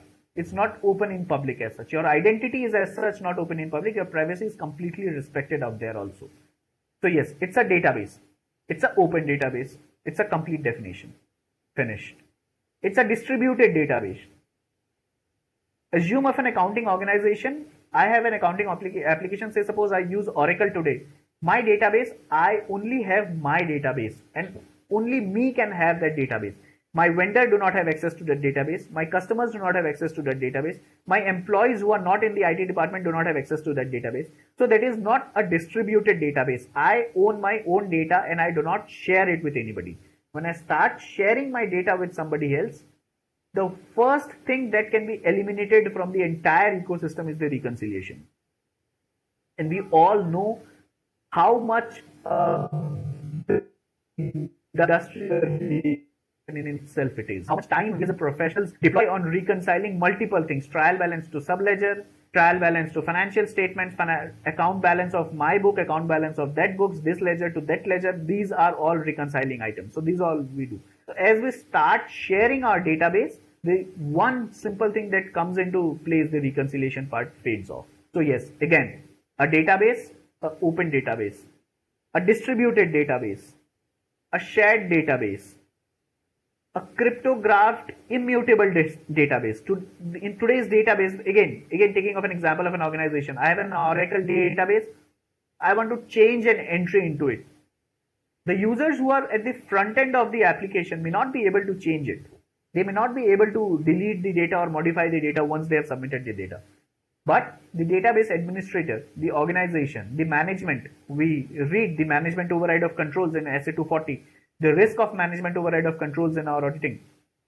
So the management who are the owner of the entities, they can easily modify whatever data they want in their databases.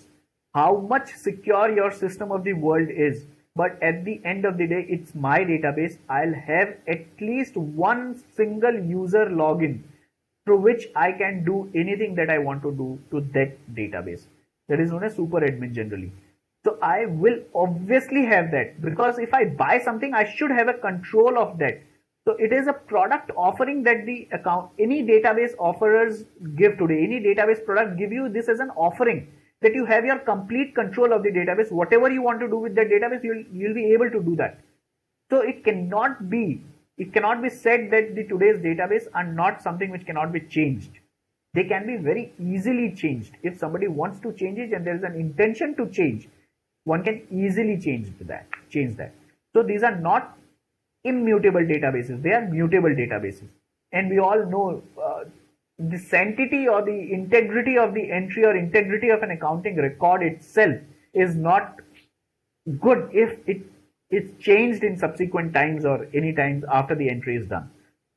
So again, we define it: a database, an open database, a shared database, a distributed database, and an immutable database. If we can remember these 4 or 5 terms, any blockchain definition, any blockchain statement you read anywhere in any paper, article, anywhere, you'll be able to understand it by replicating these 4 or 5 words. So just I urge everybody, your future references, keep a track of these words every time you read blockchain. If somebody says I'm a blockchain, this is a blockchain company, evaluate these 5 things: whether it is open, whether it is distributed, whether it is shared, and whether it is immutable. There is another concept, censorship resistant, will not go to that. But if you evaluate these 5 factors, open, shared, distributed, censorship resistance, and immutable, if you share these 4 properties, if you compare these 4 properties, you can say that yes, the network is a blockchain network. But if these 4 features are not there, there is something which is dicey in it. So yes, any questions, thoughts till this part of this session before we move ahead?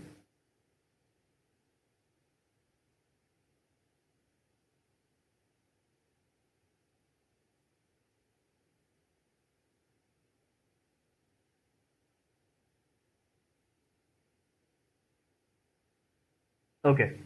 If there is none, I think I'll move ahead with this. Yeah, to your earlier question, some of them are answered as to when you had asked them as to what exactly is blockchain. Dataram says security and authenticity in accounting records. Anil Kumar Shah says recording information in such a way that it cannot be hacked. Rupesh is of the view that it's a digital ledger. Of course, you had covered this matter in your presentation. Sure. So I think is the security part that many people are responding onto, that is very interesting to have an input from them, that they are looking at it as a security aspect. And the point is very well taken. Since it is the security feature comes from the distribution part. Just take an example, like I have one copy of ledger. I only have one copy of my ledger, and this same copy of ledger is now distributed to thousands of people.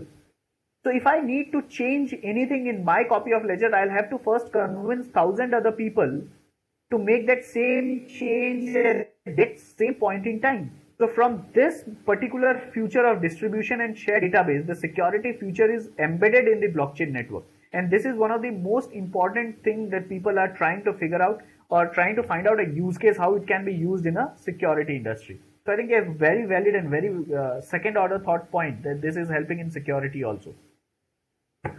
So this is what we talked about. Blockchain defined, like it's a distributed database, publicly verifiable distributed ledger, and its immutability part. Now, this is not what we covered. The consensus part, immutability by consensus. What do we mean by consensus? I'll spend a couple of minutes into it. So if you cannot rectify a transaction in blockchain, what if something happens wrong? Great. If something happens wrong, what we do in generally in accounting, what we are allowed, what you are taught to do, pass a reconciliation entry. Rather than deleting an entry, we are taught to pass a reconcile entry. So the same thing happens here. But if genuinely I find something that is to be changed in the network, there is a flaw in the network and I found it, now I need to change it. What? I cannot do that. No, you can do that. If there are 100, blockchain is a perfect example of democracy.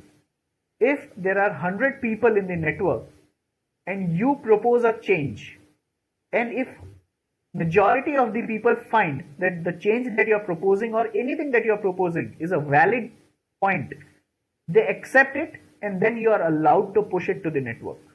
And this is how the democratically a decision is taken for the well-being of the entire network. So there is no single authority.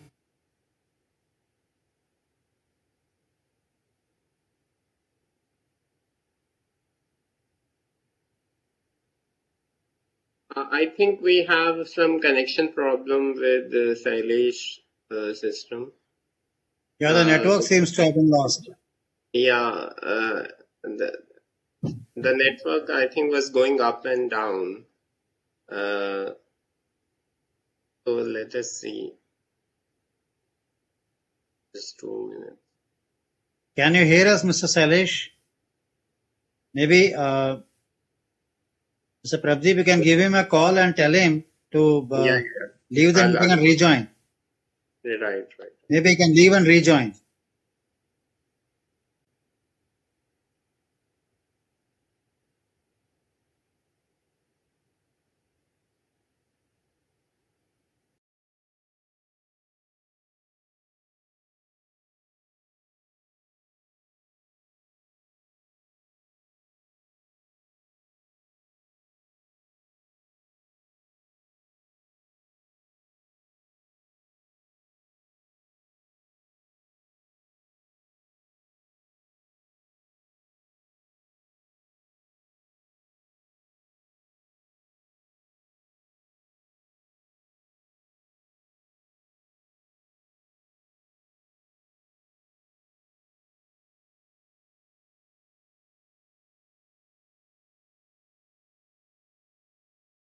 Now can post it.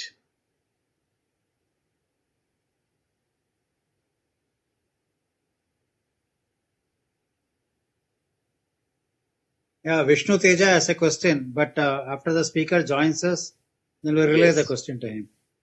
Right.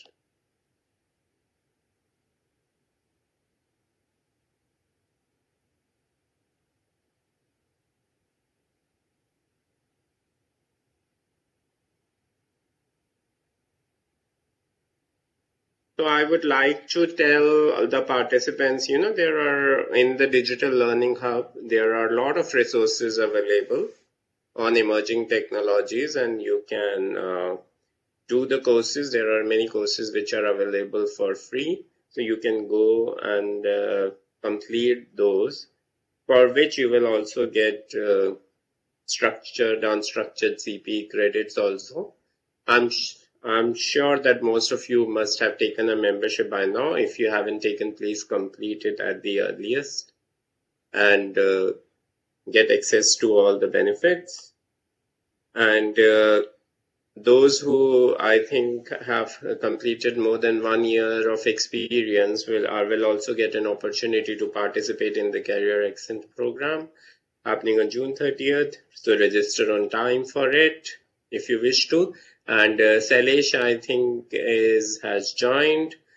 So I'm joining without the video. I think yeah, the that's screen okay. is visible. Yeah, screen was visible. Yeah, just a minute. Screen is visible, but the PPT has to be opened, I think. Just a minute.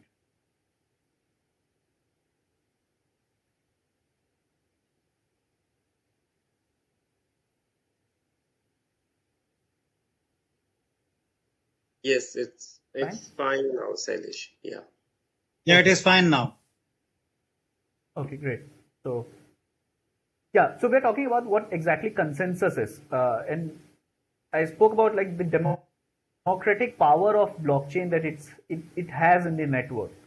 Every decision which is being taken for a network is democratically decided, and the democracy rules can be different for different networks. These are called as consensus protocols. And if we find today, there are almost more than 20 to 30 consensus protocols that are in existence.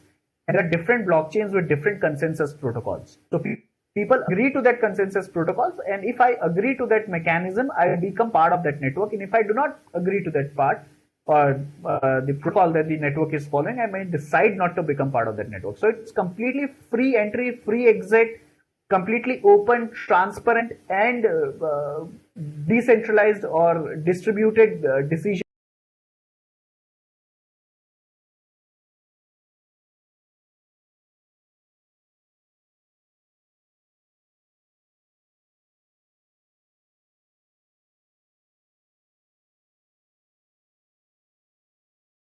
Everything is to be decided by majority or by a voting mechanism or any other mechanism that may be. Are things not delayed in the transactions, or are things not delayed in normal operations that can be very easily done by without getting into these hassles? The answer is yes, it can be done. So again, this is not a magic wand that it will solve everything. This is a solution, this is a technological solution that has come into the picture, and it will have certain trade-offs. If you want security, you'll have to somewhat compromise with the speed. If you want a very transparent decision making, transparent information sharing, you'll have to compromise with the speed of the transaction. So these are some of the trade-offs that we will have to decide what we want and what we do not want. Now, it does not make any sense if there is a messaging app for an internal organization and we put it on blockchain. So this is not a correct way of attacking a problem or finding a solution for something. Every innovation or every invention solves certain set of problems. So blockchain is also here to solve certain set of problems which are really, really huge and which is generally not restricted to individual level or not to an individual problem. There will be a time when this technology is adopted and will not be even aware that the application that we are using in our mobile phone is a blockchain powered application or it's a normal centralized database application. We will not be aware about that, the fact itself, because we are not supposed to be aware about the fact. We'll only take the benefits that is being bestowed upon us. So this is what the consensus theory is, or what the thing is. So after defining this, what blockchain is, and these all things, think now getting into that accounting aspect. Like accounting is an age-old profession. Double entry has been there for almost now 600, 700 years. And blockchain is just 10 to 12 years old technology. Will there be an actual synergy in between, or just we are trying to marry something which are not made for each other? So for this, I'll pick up just one single use case today that is known as triple entry accounting. We have all heard of double entry accounting, and this is something, triple entry accounting, which blockchain brings a possibility of. And after double entry accounting, after almost 600 years, This is something which is going to change the accounting industry completely. Post single entry, double entry was something which got a revolution in the accounting industry, and now this is the triple entry thing, which is going to change our double entry system or our existing accounting system. By triple entry, first of all, it does not mean that debit and credit is going to get a new sibling. Debit credit remains as simple as same as that. Triple entry accounting system here means that we do double entry as we are doing today in the same similar fashion that we do today. There is no change to it. The only difference is that today, if in a transaction I sell a goods to Mr. X, I book sales, Mr. X books purchase, and what happens? For one transaction in the ecosystem, there are two entries being posted in two different set of books. And then the subsequent time that is being taken to audit, to verify, these are all separate. We'll not even talk about it. But there are, for one transaction in an ecosystem, there are two entries being posted in two different ledgers. So this is going to change. For one transaction, there will be one entry, one debit credit, but in a common shared distributed ledger or a distributed database, which is neither controlled by me or neither controlled by Mr. X.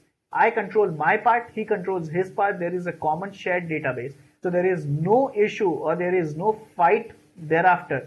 Like the sale was of rupees 100 or 90, I owe you, I do not owe you, reconciliations, XYZ, these are not there. And this is the third entry we are talking of. The debit credit happens in this similar fashion that is being happened today. And the entire debit credit entry, the complete journal entry as a whole, sits as a new entry in a blockchain. This is the third entry aspect of every entry that is happening in the accounting system.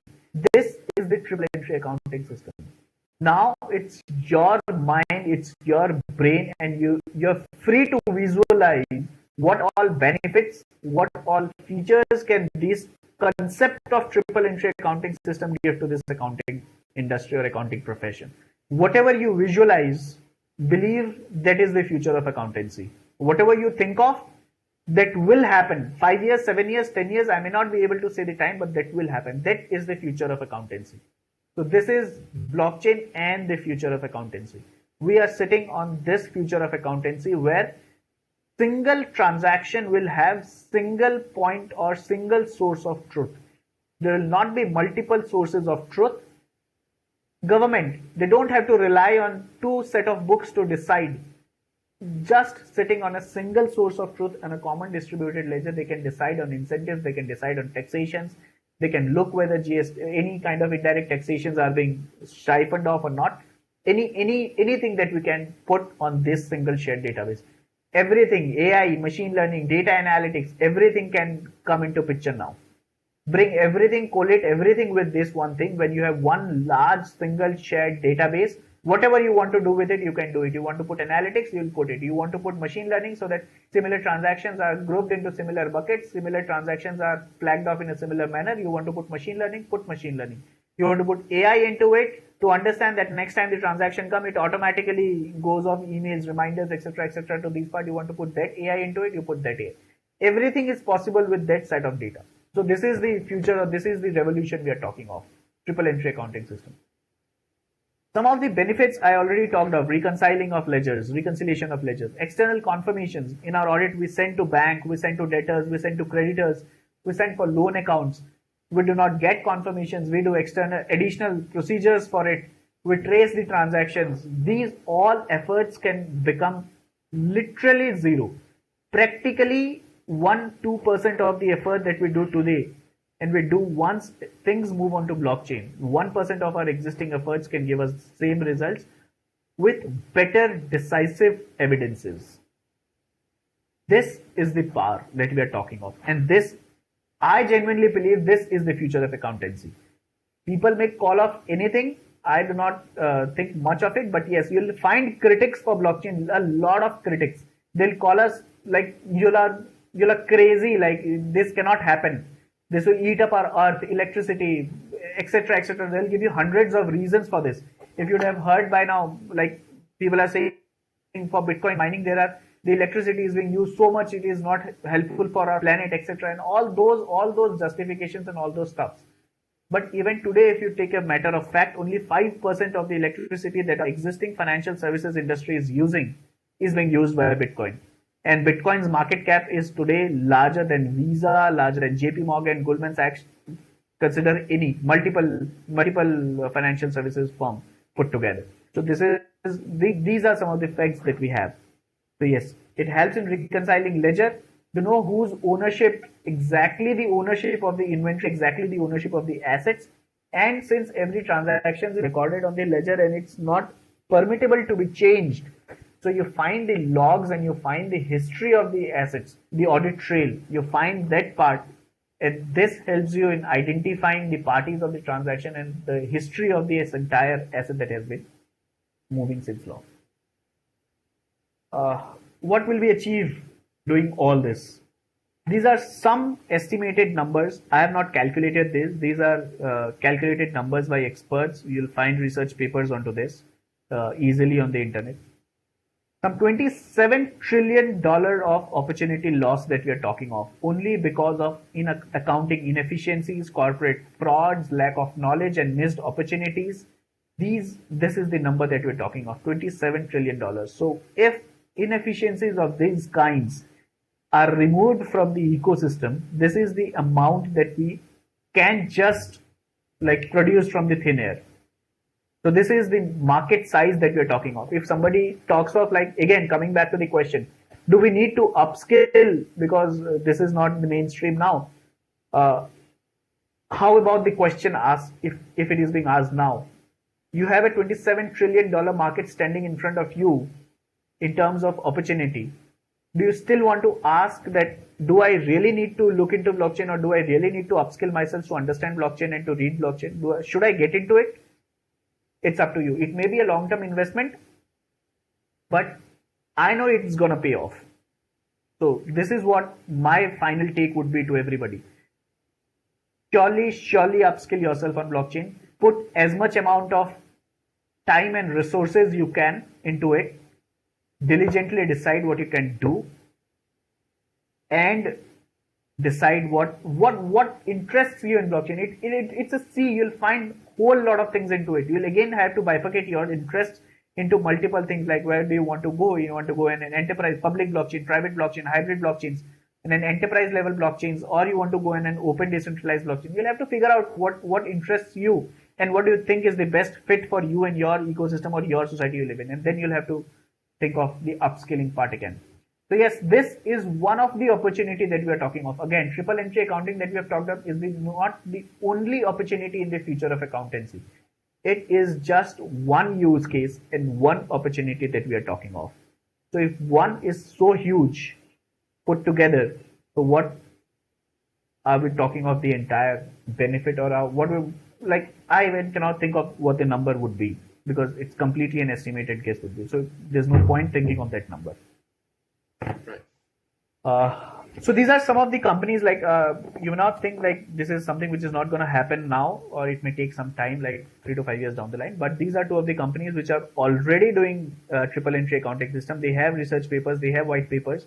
The first one that we talk of, Addendum, this is already been taken as for approval. It already been taken for testing by the Norwegian government. So they are working with Norwegian government to find what exactly can be the use case for this, and they are very soon coming out in the market, maybe in next 3 months or 4 months. So these are just two companies that I have put here to interest you, and you can take it as a reference and you can go and do your own studies. Try reading white papers of various companies. This is the white paper, the link to the white paper in PACU. Try reading white papers. This gives you a great understanding of the technology, fundamentals, and problems they're trying to solve and how they're solving it. So you get a complete end-to-end visibility of what we're talking of, not just the upper layer of the technology or the fundamental solution. I'm reading white papers for this. And yes, this is the 27 trillion opportunity that we're talking of in the accountancy future and future roadmap. Yes, read, discover, talk, ideate the most crazy thing you can. And this is, I think, that we can sum up from an accountancy future perspective, from a blockchain perspective. This is me, Shailesh. You can reach out to me at this or any other way you want. I'm there. I love interacting people. You'll put me a question. I assure you I'll answer the question. Maybe it can take some time, but I assure you I'll definitely answer any question that I can. So thank you for your patient hearing, and it is completely my pleasure to be here. Thank you. Yeah.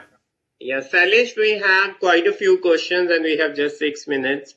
So I'll quickly put on those to you. Vishnu is asking, blockchain is the closed blocks of data available, not open to everyone. But if I enter a transaction, how I can be sure about another person? In simple, about the identity of another person. See, you don't have to bother about the identity of another person. It is just like having an email address. If you send an email to somebody, first you'll ask for an email address, and then similar is blockchain. For executing a transaction, first you have a wallet address, a public address that is just like an email address. Consider it just like an email address. It is a 256-bit information, but consider it like as an email address. So when you take that email address or take that wallet address from the counterparty and then you execute a transaction, you should not be bothered about the identity. If somebody has given you an address and said you that transfer the asset over here, that is a deal. You're transferring that asset to that mentioned ID, and you're done with your responsibility. Now, if that address is not controlled by that person who gave you, it is his responsibility. He'll have to figure it out. If you have a documented evidence that he gave you that address to transfer the ownership of an asset into that address, and you executed the transaction as per those directives, you are free. You don't have to bother about the identity.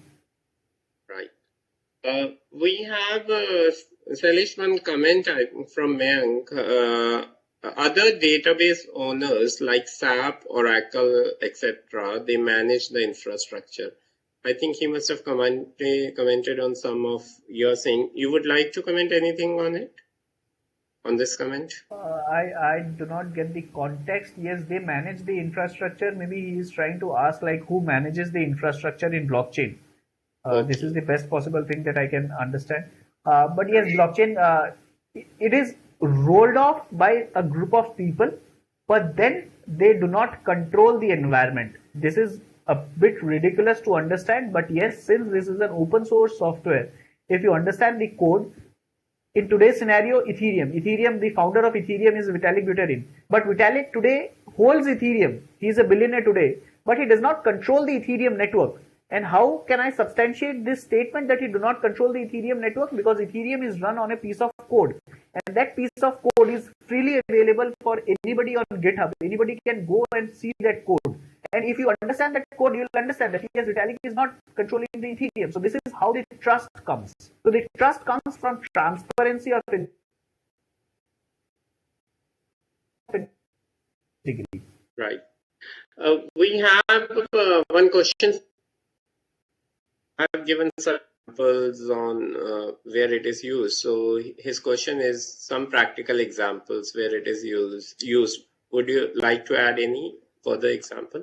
Other than other than triple entry accounting that we have referred to, there are cases like supply chain management, like Walmart. Walmart, we all know what Walmart is. So Walmart is a huge supply chain company. Right. So what happened is that if there is any default in their consumable products, they'll have to trace out why there is a default. Say suppose there's a very famous use case of Walmart of the pork. In China, there was a consignment which was contaminated and people got sick eating that pork. So they used to track the origin of that pork. So earlier it used to take them 3 to 7 days to track one single consignment of a pork, like the original origin of that particular item. They implemented blockchain as a solution for it, and now they are able to do it in 3 to 5 seconds.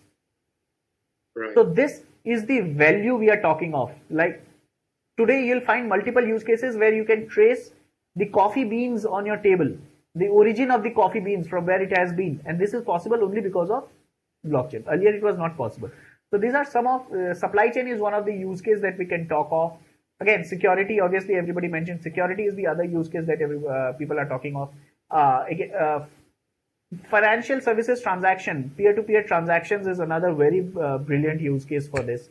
And other enterprise intergroup transactions is one of the financial use case. group entry, related party transaction is one. So there are multiple use cases. Music Right. industry, proprietary management, intellectual property management is another. Right. We have many in UAE also. I think in real estate, Yeah. I think it is being significantly used. Yes, Um, real estate yeah. ownership rights are being very validly tested and praised through this now. Right.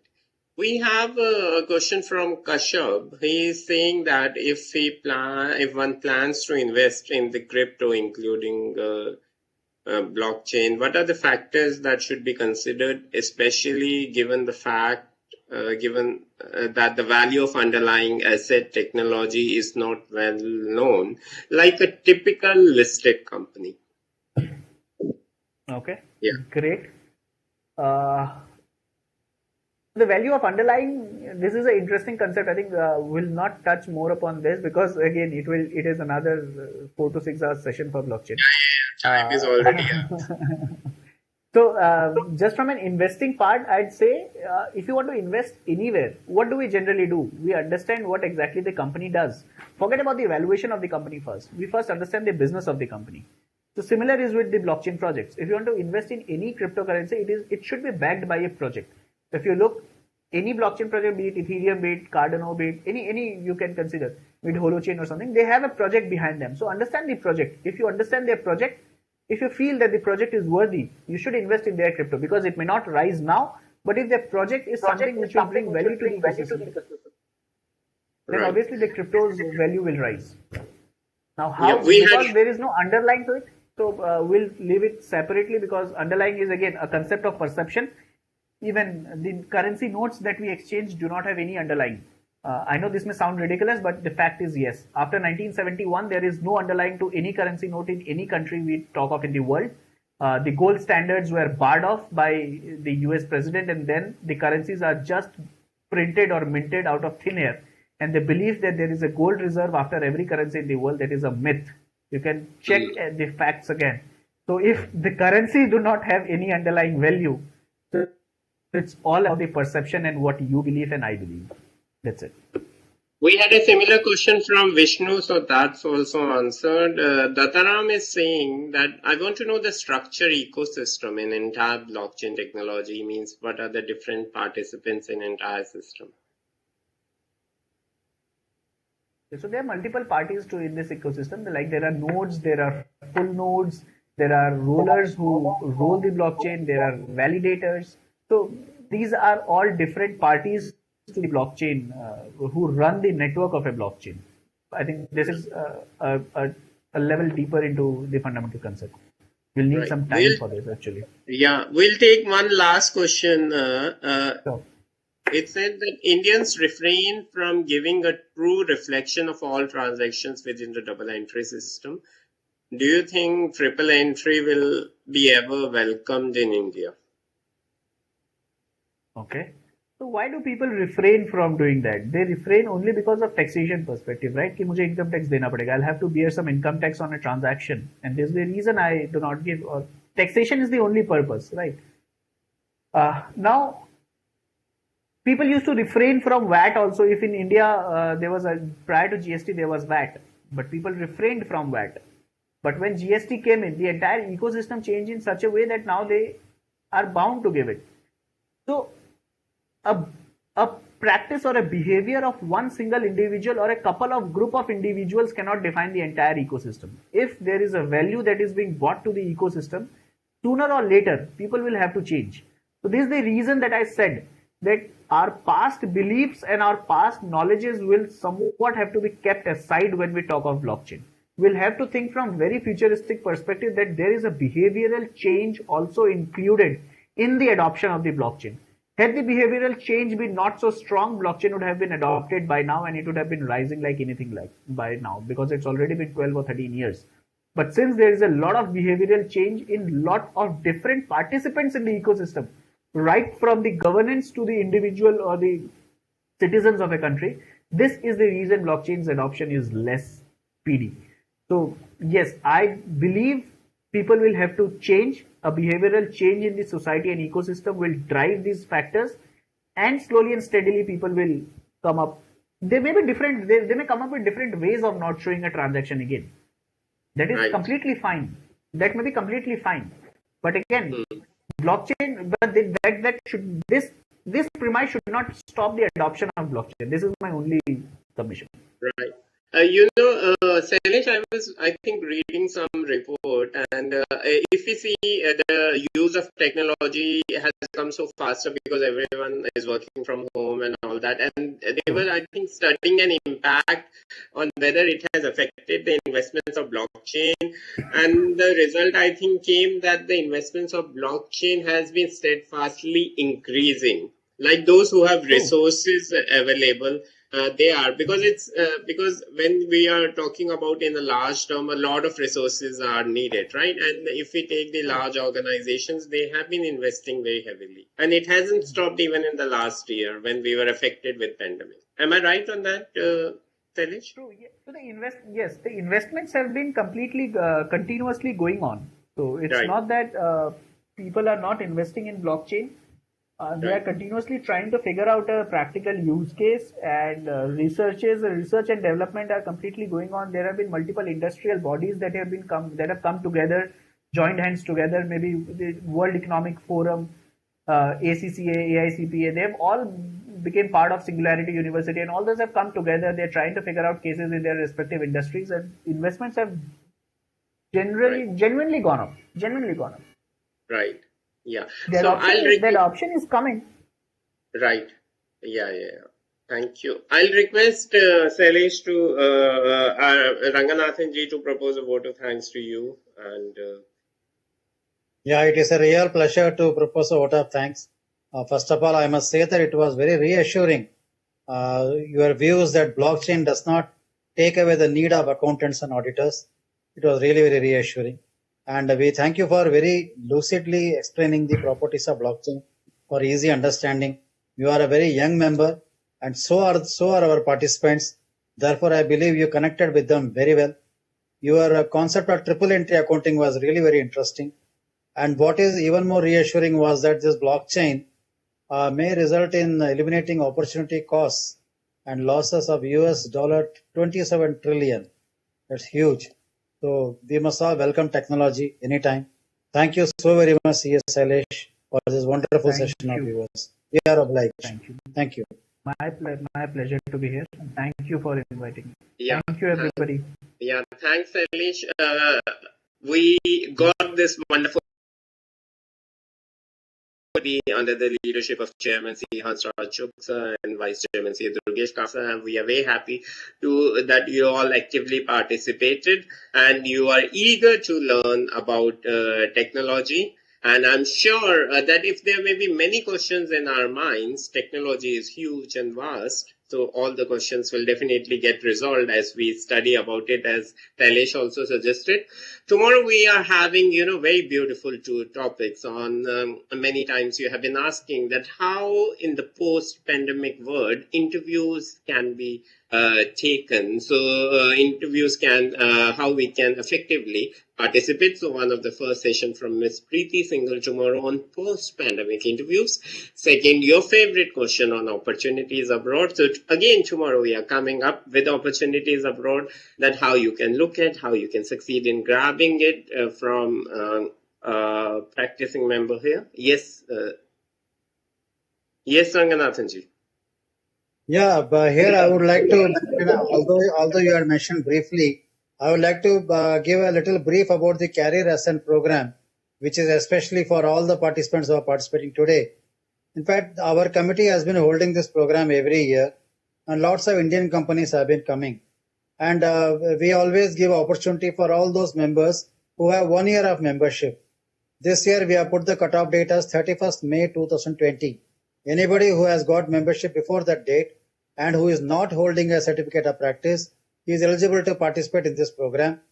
And this time we are aggressively marketing it overseas. Mr. Pradeep Baveja is also helping us in this. We are writing to all our overseas chapters. We are writing to Fortune 500 companies, inviting them to come. We don't know how far we'll be successful, but we are very optimistic that lots and lots of companies will come and participate here. The registration for companies is starting on 1st of June. The registration for the members will start on 10th of June, will go up to 16th of June. The virtual interviews will be on 30th of June. And if we are not able to finish the interviews on 30th June, we may spill it on the 1st July as well. So therefore, block these dates and look for the announcements. We'll be reaching you by SMS, we'll be reaching you by emails. You will have our brochure. It is already there in our website in cmib.ic.org. You can access that. Then when you register, you can also pay a nominal fee. So wish you all the best. And in that light, tomorrow's session is going to be extremely useful to you. Thank you so very much. Good night. Yeah. And for the closing remarks, Mr. Baveja, take over for closing remarks. Yeah. Thank you. So please be sure that you will get wonderful opportunities, and there will be. We will do our best to see that large number of organizations join, and together with the organizations and our members' interest, we will make that program successful, as we have been working around on these initiatives of learning, and then finally succeeding in what we wish to achieve. So thank you. Take good care of yourself. Be here with us tomorrow. Bring your friends. Also, keep participating actively, and have a good night. Take care. Bye-bye.